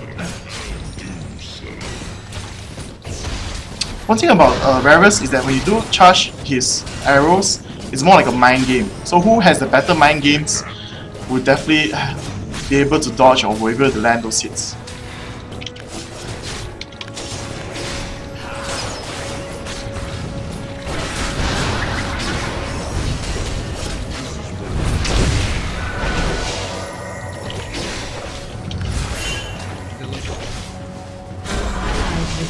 See, if you saw that just now, I landed a free critical hit that did happen. Oh no. If you did see just now, I got the kill on Rarus easily because my 3% critical rune actually procced on Rarus, and I took the kill when he had about 2.5 bars HP and made it back to almost last hit. Yes, there will be a question. We'll be create the question at the end of the live stream, so and you'll get to win a skin of your choice for 7 days if you are right. Of course, well, we have to choose the winners as usual. It's going to be random. But do stay back, you'll be able to get it.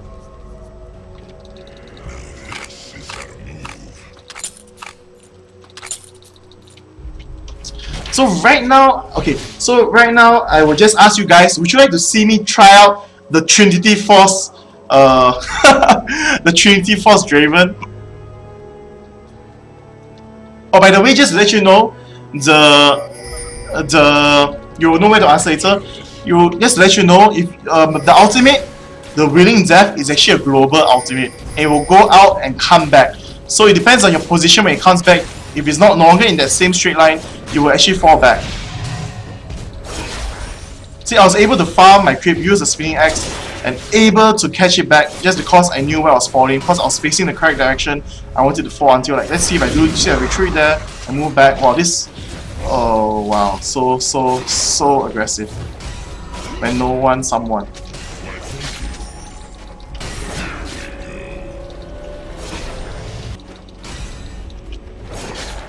Oh, wrong posture of facing.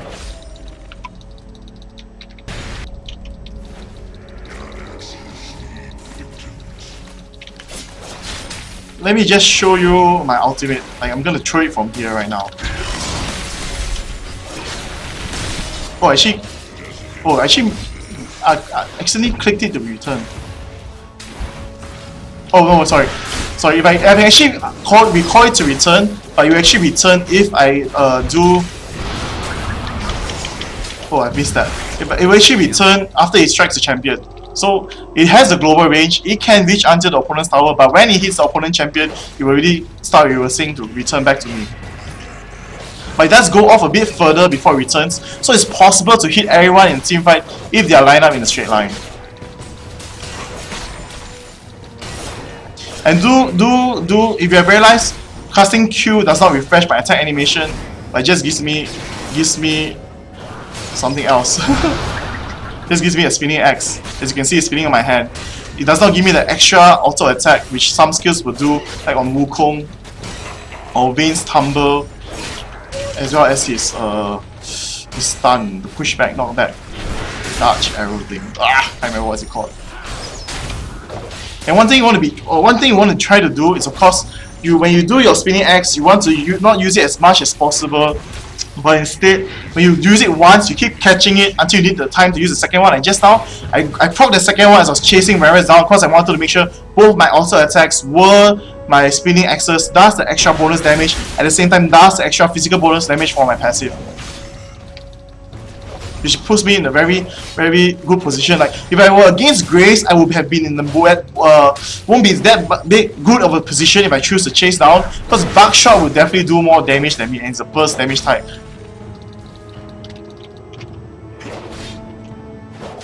Okay, I'm just gonna show how how my ultimate would travel, but everyone just died, so let me just throw it here. In hopes that it hits something. Oh, nope, doesn't hit anything. Throw 2. And it doesn't, and it's returning, I believe. See, it's returning. Actually farmed the creep on the way back. See, if let's say I position myself closer to Nunu, there is a chance for me to actually hit him with that ultimate that returns back right there. See, that's why his ultimate, oh shit, sorry, it's actually like a Ezreal's ulti. It actually slows as well, right here. Does it slow? No, it does not slow. My bad. I thought it did. And one thing fun about it, I suppose, is the fact that if you're actually playing a Draven against a Draven, I read it on the forums as I did the research, you actually can catch the opponent Draven's spinning axe as it's flying. So you can actually not use your skill at all and get a free spinning axe by just catching your opponent Draven's spinning axe, which is quite the fun fact, I believe. And one thing to take note about is that I wanted to say it earlier, but I can't remember what it is, so give me some time. Maybe I'll remember what that thing is. Oh, here comes Jax. This is the push back and the slow at the same time.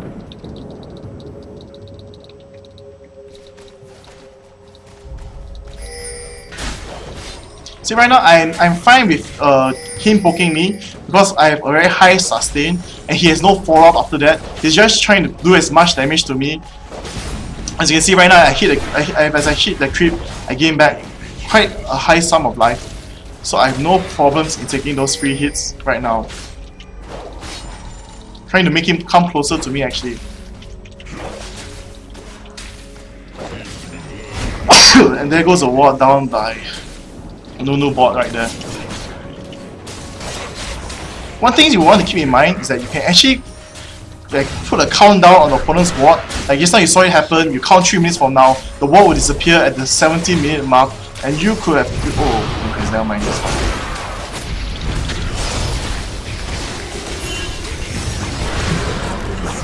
Sorry, that's actually badly played by me. I could have flashed back just now, but I wasn't really paying attention. I was trying to figure out what I was going to say, so that was actually my own fault. And one thing, actually, you can buy Trinity Force for Draven, which I suppose I would show it to you guys. It's an interesting build, but it does not actually improve your overall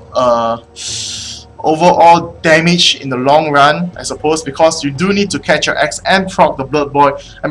To proc your Blood Rush in order to get that done. And Shin does not work on you because your AD, nothing, AD and AD. There's no AP ratio. So when you buy Shin, the extra ability power, which is 25, is wasted.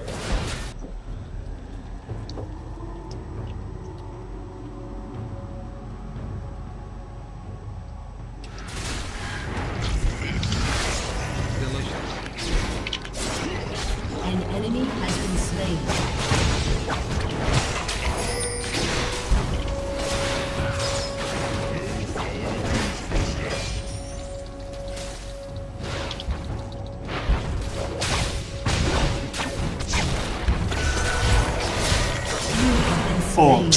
I saw the wrong aggro. I thought the tower was aggroing the Twisted Fate, so I mean aggroing on the Varus, so that's why I flashed into him. I wanted to trade the hits and do the most damage to him, but apparently I got that wrong, and now I think... Nope. That flash was not needed, it was a bit too slow, and wow. Suddenly does going for the kill, but he does not fall on to support, he does fall back for him for some weird reason, and then he gets double kill right there, and and Fiddlestick does not get... Oh, Fiddlestick actually has.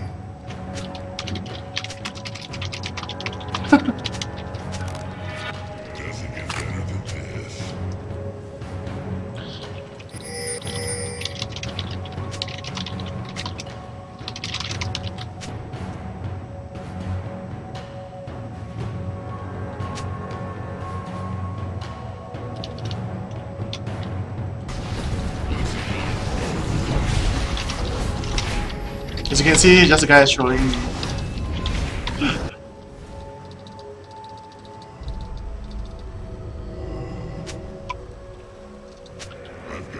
Yeah, you apply Shin on Blood Rush, like because when you catch the X, Blood Rush goes into instant cooldown. So you're catching a spinning X will refresh the cooldown on Blood Rush. So let me do a demonstration. So right now I've used my Blood Rush. Call my X, I'm gonna use it again. Call my X, and I'm gonna use it again. Oops, fail catch. See, that's how that works out.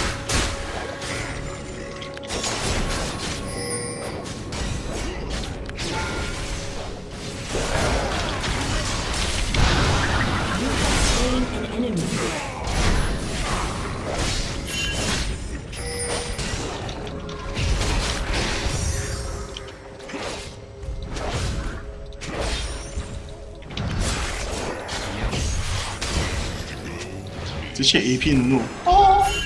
Oh wow. I was actually hitting you.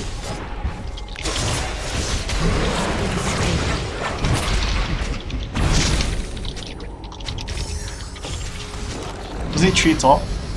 3 top pot B. Oh, this is an old message. An ally has been slain.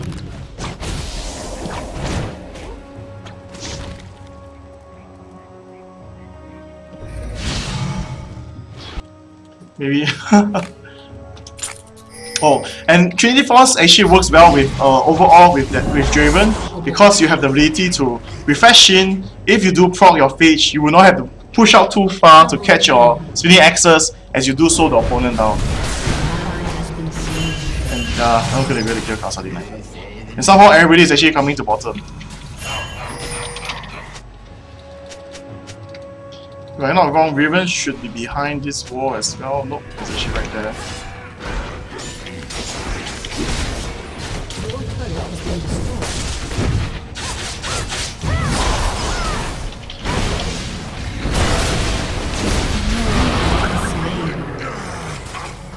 Oh, Draven cannot jungle. And sorry for dying again, I was paying attention to the chat at the same time moving around. I tried Draven jungling. No, it cannot jungle. It's a bit too slow and too high mana cost. I mean, you can jungle if you do play more tanky runes. I suppose you go for a 9-12-9 setup overall. It goes all the way to the map. You only travel reverse direction when you activate the ability again, or when it reaches. Let's do a sample. Okay, let's say I throw it to the mid lane right now. See, my ability is active. See, I can cause the Whirlwind Blade to return early. See, I press now my R, and it is returning early. And if it doesn't return straight line, if I do move out, it will slowly curve. You see, it will do a curving motion. And if it is on the melee range, I can actually twist the blade to hit me back.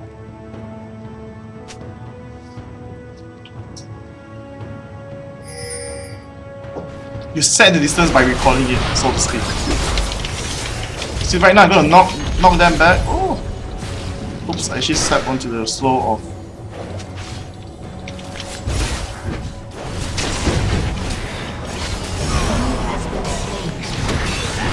See, if I phage poking there, I'm poking my Shin again with my abilities. It's gonna do tons of damage. I saw something right there. There was a wild champion on the side. It wasn't ours. It wasn't a friendly. So most probably it's Revamped, since I don't see Revamped on the map.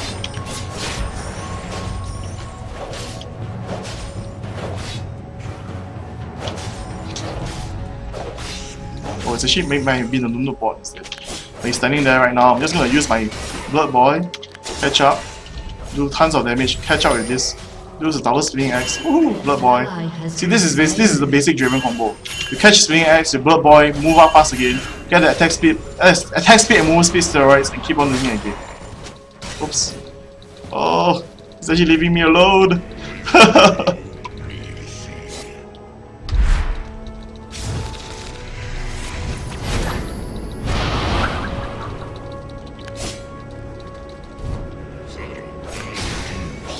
As long as you hit something and catch the X back, your Blood Boy will be on cooldown.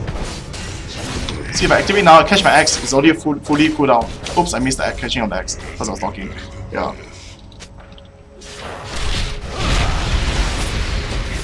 Enemy has been slain.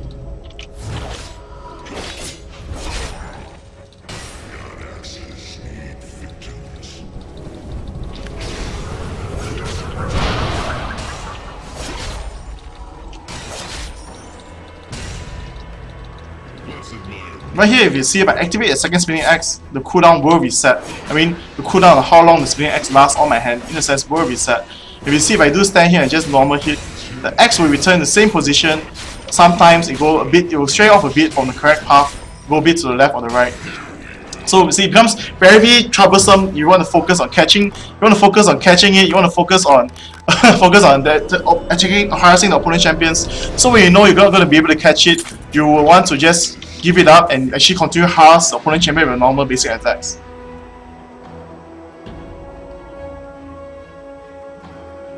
Well, you could KS Dragon and Baron, I suppose.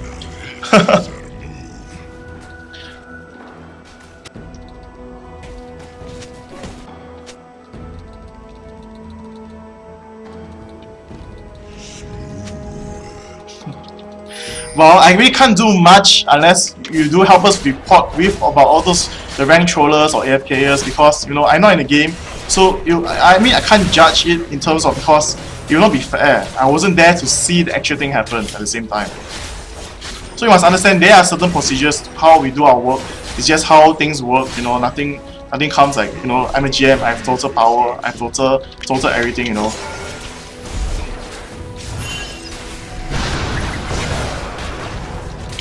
Oh, they're actually gonna aim me all the way.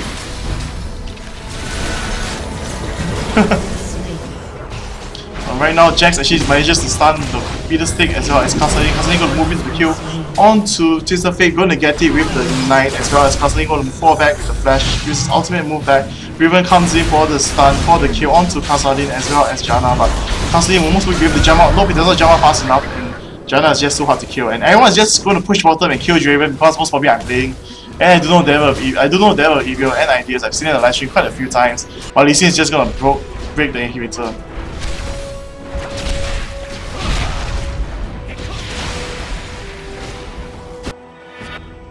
I mean, okay, the problem does persist, but I mean, it's impossible for us to really ban everyone all the time instantly. As you know, we do have the ban patrol happening right now. The ban patrol happens like if the GMs or some of our selected people do enter the game, they do see it, they will do report to us directly, we will be able to do it directly. But let's say if it's just players playing, the report system is there for you to report whoever it is overall, so that we know, like, basically, I mean, this is actually a bad habit right now of our C players. Like, you know, the opponent have an AFK, it's not their business, they're not going to report it at all. They're just going to say it's a free win for us, what for we report it. So I mean, this becomes a behavior and bad attitude of overall of our players. So I mean, I understand your sadness, or so to speak, but it happens, and it does happen to me as well, and we just do our best to avoid it from happening. And of course, you know, we want to avoid these kind of situations overall. Lee Sin and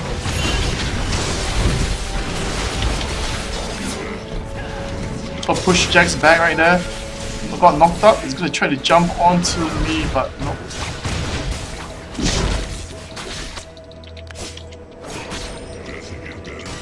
Like, Draven has this hit and run tactic as well. Oops, wrong direction.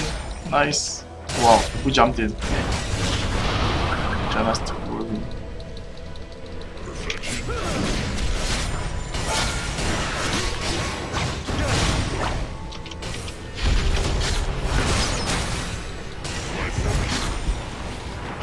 See, catching the axe can be a tedious thing, but see, luckily when you hit, at least when you hit turrets, it does not happen that way.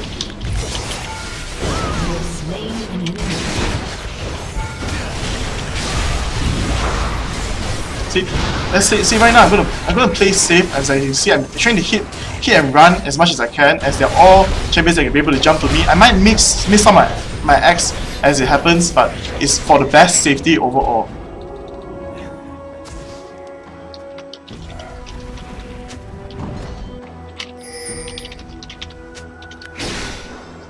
See right here, the Blood Boy lasts for 3 seconds. See right now, if I hit this creep, it's refreshed, I'm gonna spam it again. Oops. Spinning Axe refreshes it, spam it again, catch my axe again, and use it to move my way down to bottom. See, if you notice just now, even though I wasn't able to hit anything, I kept my stack up by using my spinning axe skill itself to make it so that I have 2 axes instead of 1. But apparently I've been quite failing. I've been not catching my axes properly, as you can see. Oops. Oops. Oops. But you won't die.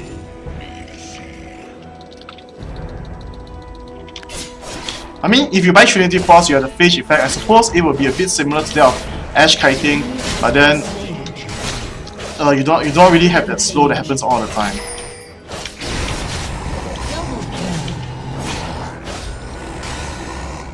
And it comes down also to down where you consume more mana as well if you keep using it.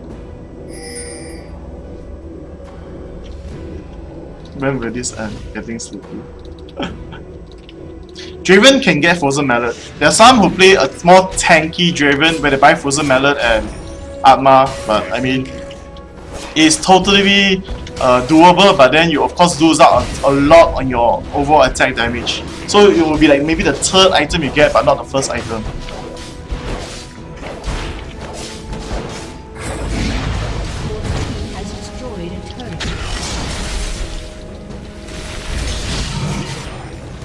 Oh, I actually... Oh, then my Casaline does not die. I was about to say I baited Casaline to die.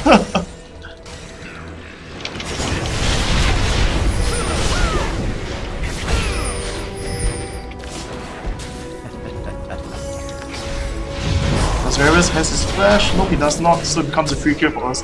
Because he himself was actually... He placed himself in a bad position as the AD carry, charging out like that. I believe he thought that maybe it was only just a few of us, not the entire team.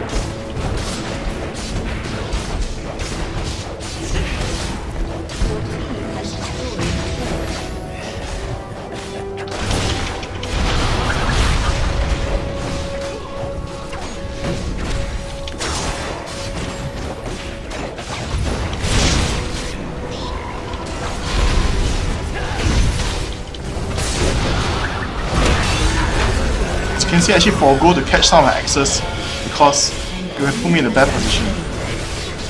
And Lee Sin will get the kill from that, don't need to chase too far out. And move to the top lane since it's also almost broken. One thing about Draven would be definitely the mana, so you want... Oh crap, wow, for me. Lee Sin comes to save. So you can see, even though the mana cost for each skill is very low, but as you continue to spam it, of course, you're able to dish out tons of damage, but it's going to put you at very low mana overall. Your team has destroyed a turret. This is a custom game. The normal game was for the first game when I did the Grace tutorial.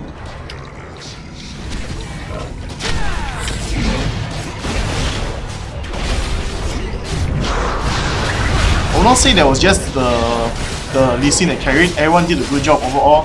Fiddlestick, first time using his jungle, so to speak. Not sure if it's true, but of course, we'll just have to see about that. As well as Casaline has been doing a good job in overall gank. I wasn't really losing the bottom farming, but I was just getting ganked a lot and dying, like, even though I could farm. So you could say that he did carry. The top laner is one of the another carries where if you don't suppress him good enough in the early stages, and Jax is one of those. Jax is a jungler playing the jungle role, but as a top, if he does play a carry role, the top carry, he's one of those champions, melee champions that can actually carry the whole game.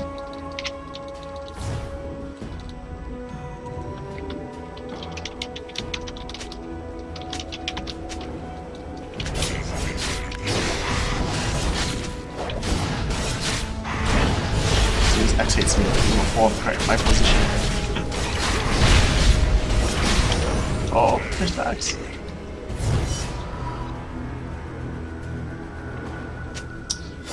I'm using the basic AD rules right now I have. Like, I'm getting the 3 if you notice, Trinity Force actually just gives a 15% critical strike, but mine has 18. It's because I actually have a 3% critical strike from my runes itself. One on the attack damage screen, and one on the mark. I have 11 AD, 2.8% critical. Let me just show the runes I'm using. This is This is my style. Only flat AD, 2 flat AD queens, 1 flat critical chance. And here is 7 flat AD, 1 attack speed, 1 flat critical chance, flat armor, and flat attack speed. I'm going for 7.4% attack speed, 2.8 critical chance, 30 armor, and 11 physical damage.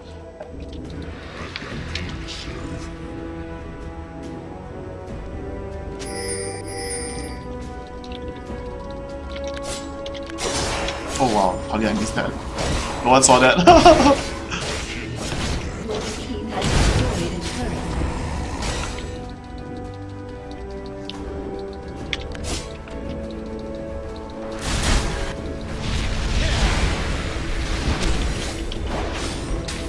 One thing about the axes, even if you have 2 stacks, if you don't use it, use one after the time is up, both will disappear, both will be gone.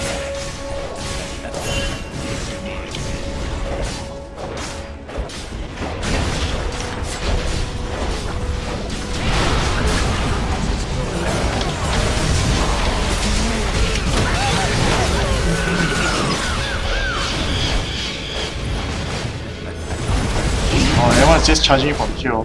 I suppose I should aim for the end game. Your team has destroyed an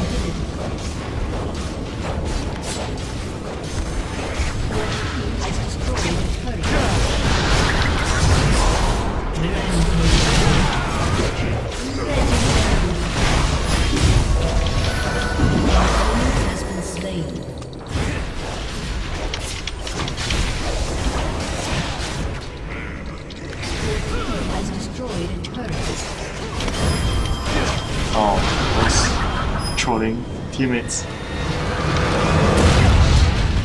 GM live? Victory!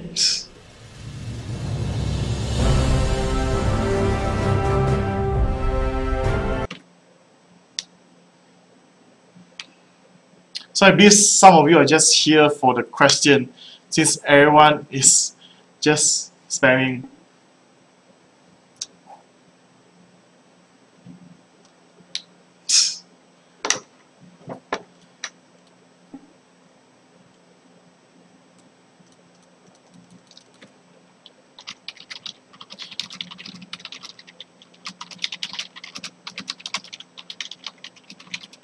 No, there will not be a third game.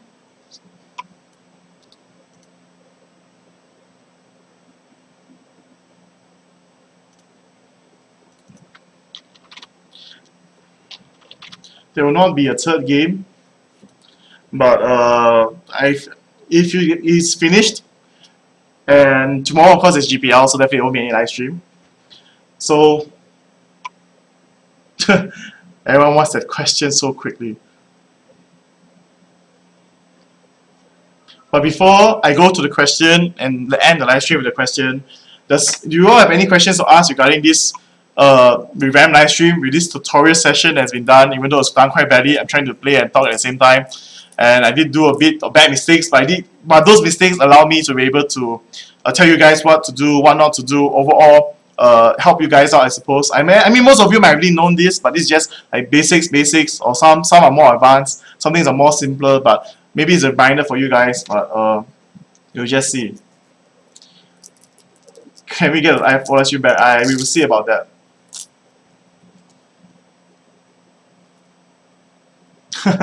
Once Salis, then you have asked her that. Why don't you PM her? Salis is off today, celebrate her birthday, so she is not here. The Spectator mode will not be out anytime soon that we know of, as Brian has not given us an ETA.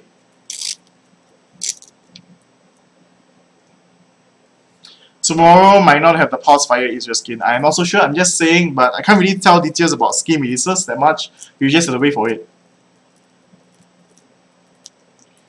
Do you have any other option than IRC? For now, no. I am quite old, but this is my year. This year is my year, so you should get it for yourself. Anyway, I mean, IRC is quite good, but I mean sometimes some bugs does happen, but overall it does help us control stuff better. For the normal draft game, I'm not sure whether I'm supposed to answer you, but I cannot release any information about that. A pulse fire Ezreal is 1625 RP because that's based on USD, not based on Singapore dollars or Malaysian ringgit. So it's definitely different. And can we just stick back to the questions about today's stream regarding being the AD roles, Draven as well as Graves.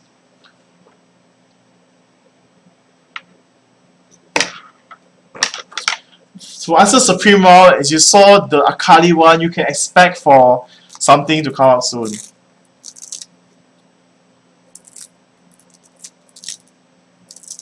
Not so soon for Ari. For skins, I really cannot tell you that much overall about the skins, so please stop asking about the skins. So wait, for Grace, I actually use the same rules as well. That was the rune page I shared just now, which is basically my personal AD style of playing AD in lane. This is all the same rules I use for Draven.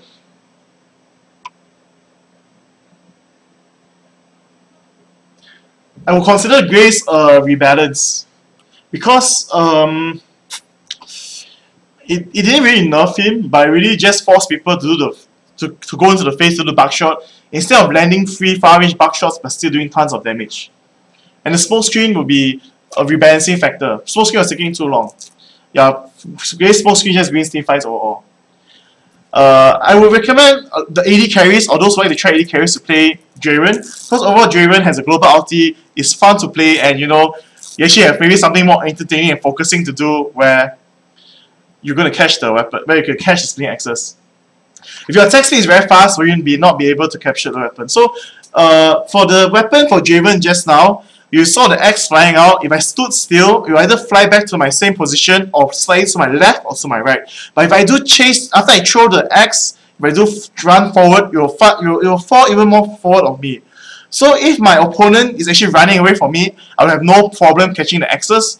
But if they choose to chase after me and to move back, there might be a slight problem on how I catch the axes, because I'll be having 2 axes in hand and 2 axes to be catched as I throw them out. So you must choose to decide which axe you want to keep, which you want to give up, and most of the time for team fights you may only want to keep 1 axe in hand.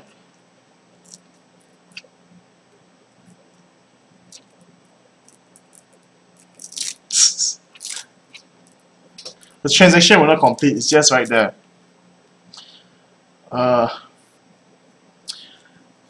For a more fun attack damage champion, so to speak, I would say Draven is better. But in overall, right now, overall team fight capabilities, Grace would definitely be stronger because just of the smoke bomb. Yeah, I mean, Draven has the ability to push people back and knock back and slow, but overall the smoke bomb well placed just gives a lot of advantage. But the endgame Draven can actually be very painful by stacking the spinning axe and the damage slowly at attack speed buff. His attack damage and movement speed steroids can be reused as you catch a spinning axe. So it might be better than Graves over that, so in certain sense. Draven's movement speed is just normal, but with Blood Boy it becomes faster.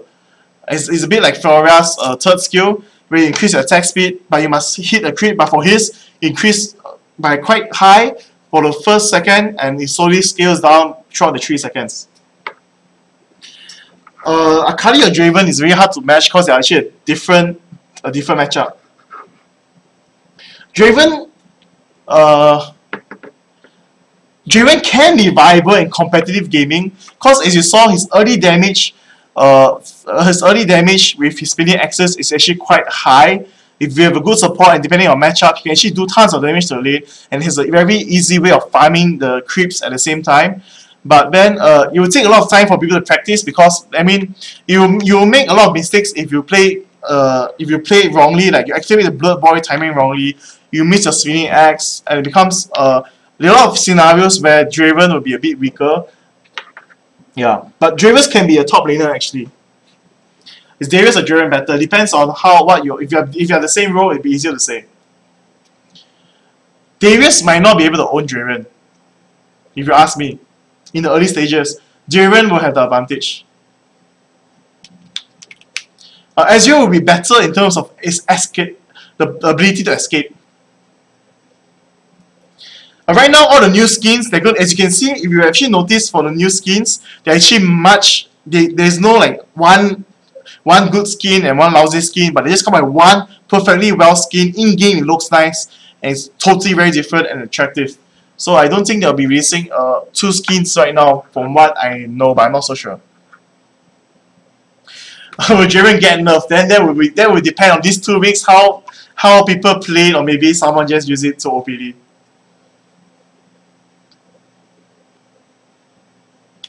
Oh, sorry, it's Blood Rush. I mean, I did keep saying Blood Boy in early second game. I tried to change myself to Blood Rush because I do get confused because I'm talking about Nunu's Blood Boy and I'm talking about my own Blood Rush. They're both with the same blood, and it just confuses me quite a bit. GM.TeddyTibbers is not live streaming right now. I will not answer a question about Akali because Akali is not related to this. The maximum page you can have is 20 and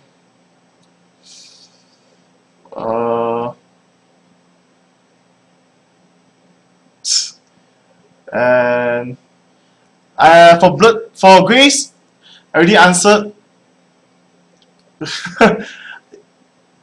The new skins will be coming out soon, as usual. Just need to wait for it. You get to see it every week. I will not answer any more questions about skins. I'm not sure whether Darius get nerfed. In my opinion, it will not get nerfed because overall it's still not that strong. No, I will not do the Warrior Bear dance.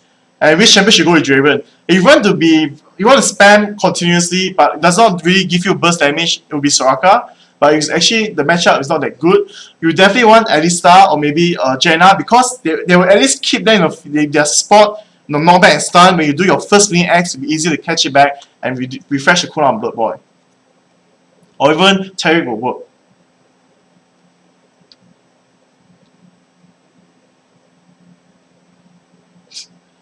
You will know more about the Draven champion when if it's be released tomorrow, so do stay tuned.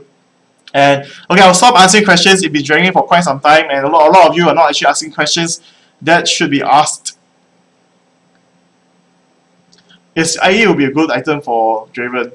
That's if you can farm it up. Nunu and Draven could be viable. And please stop spamming. Basically, a CC champion that can hold the champion in his position or slow them down will be very beneficial to Draven. Well, if you see Draven is like Vayne, you do damage slowly by just slowly throwing axes, and like Vayne, like Ashe maybe because of kiting. Like burst damage, if you do not control your range very well, Grace actually counters most of the damage over time champions because he has more bursts. So I will actually stop answering the questions already, as it is getting late. And please stop spamming.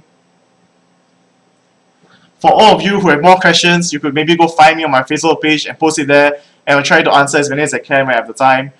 And I did answer about which Draven can counter Draven. Basically, Draven for AD is not really a counter. For AD against AD is more how you play together, but he's very much easily countered by champions that charge in easily.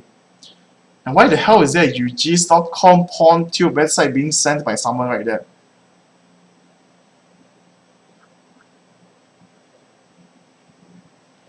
No, Draven, not a single skill of Draven's will skill of AP. Okay, so really, I'm really going to stop answering questions. If you really have any other questions, please go through my Facebook webpage or post it on Garena League of Legends under the live stream section, and I'll reply when I see it and can get back to it. Yes, my style AD is the runes I've been placed up for quite some time. It's basically the runes I use my AD for most of the time. So I will not answer questions about the bundle or skins, as you will know about it. So I will prepare the question. I will post it up within the hour onto our forums under tournament and events.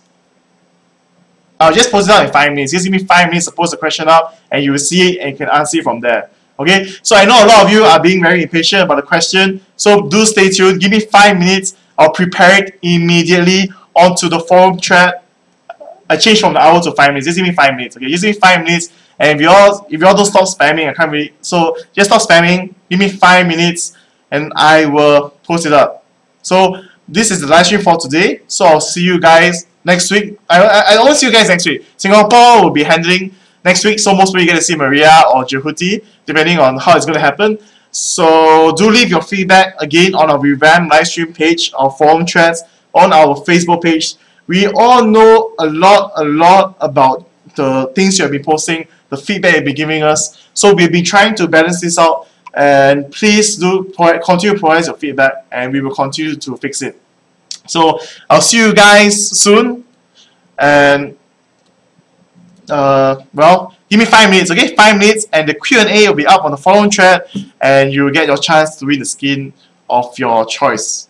The winners will be randomly picked, and the thread will only be valid for 2 hours after the post is up. So do stay tuned,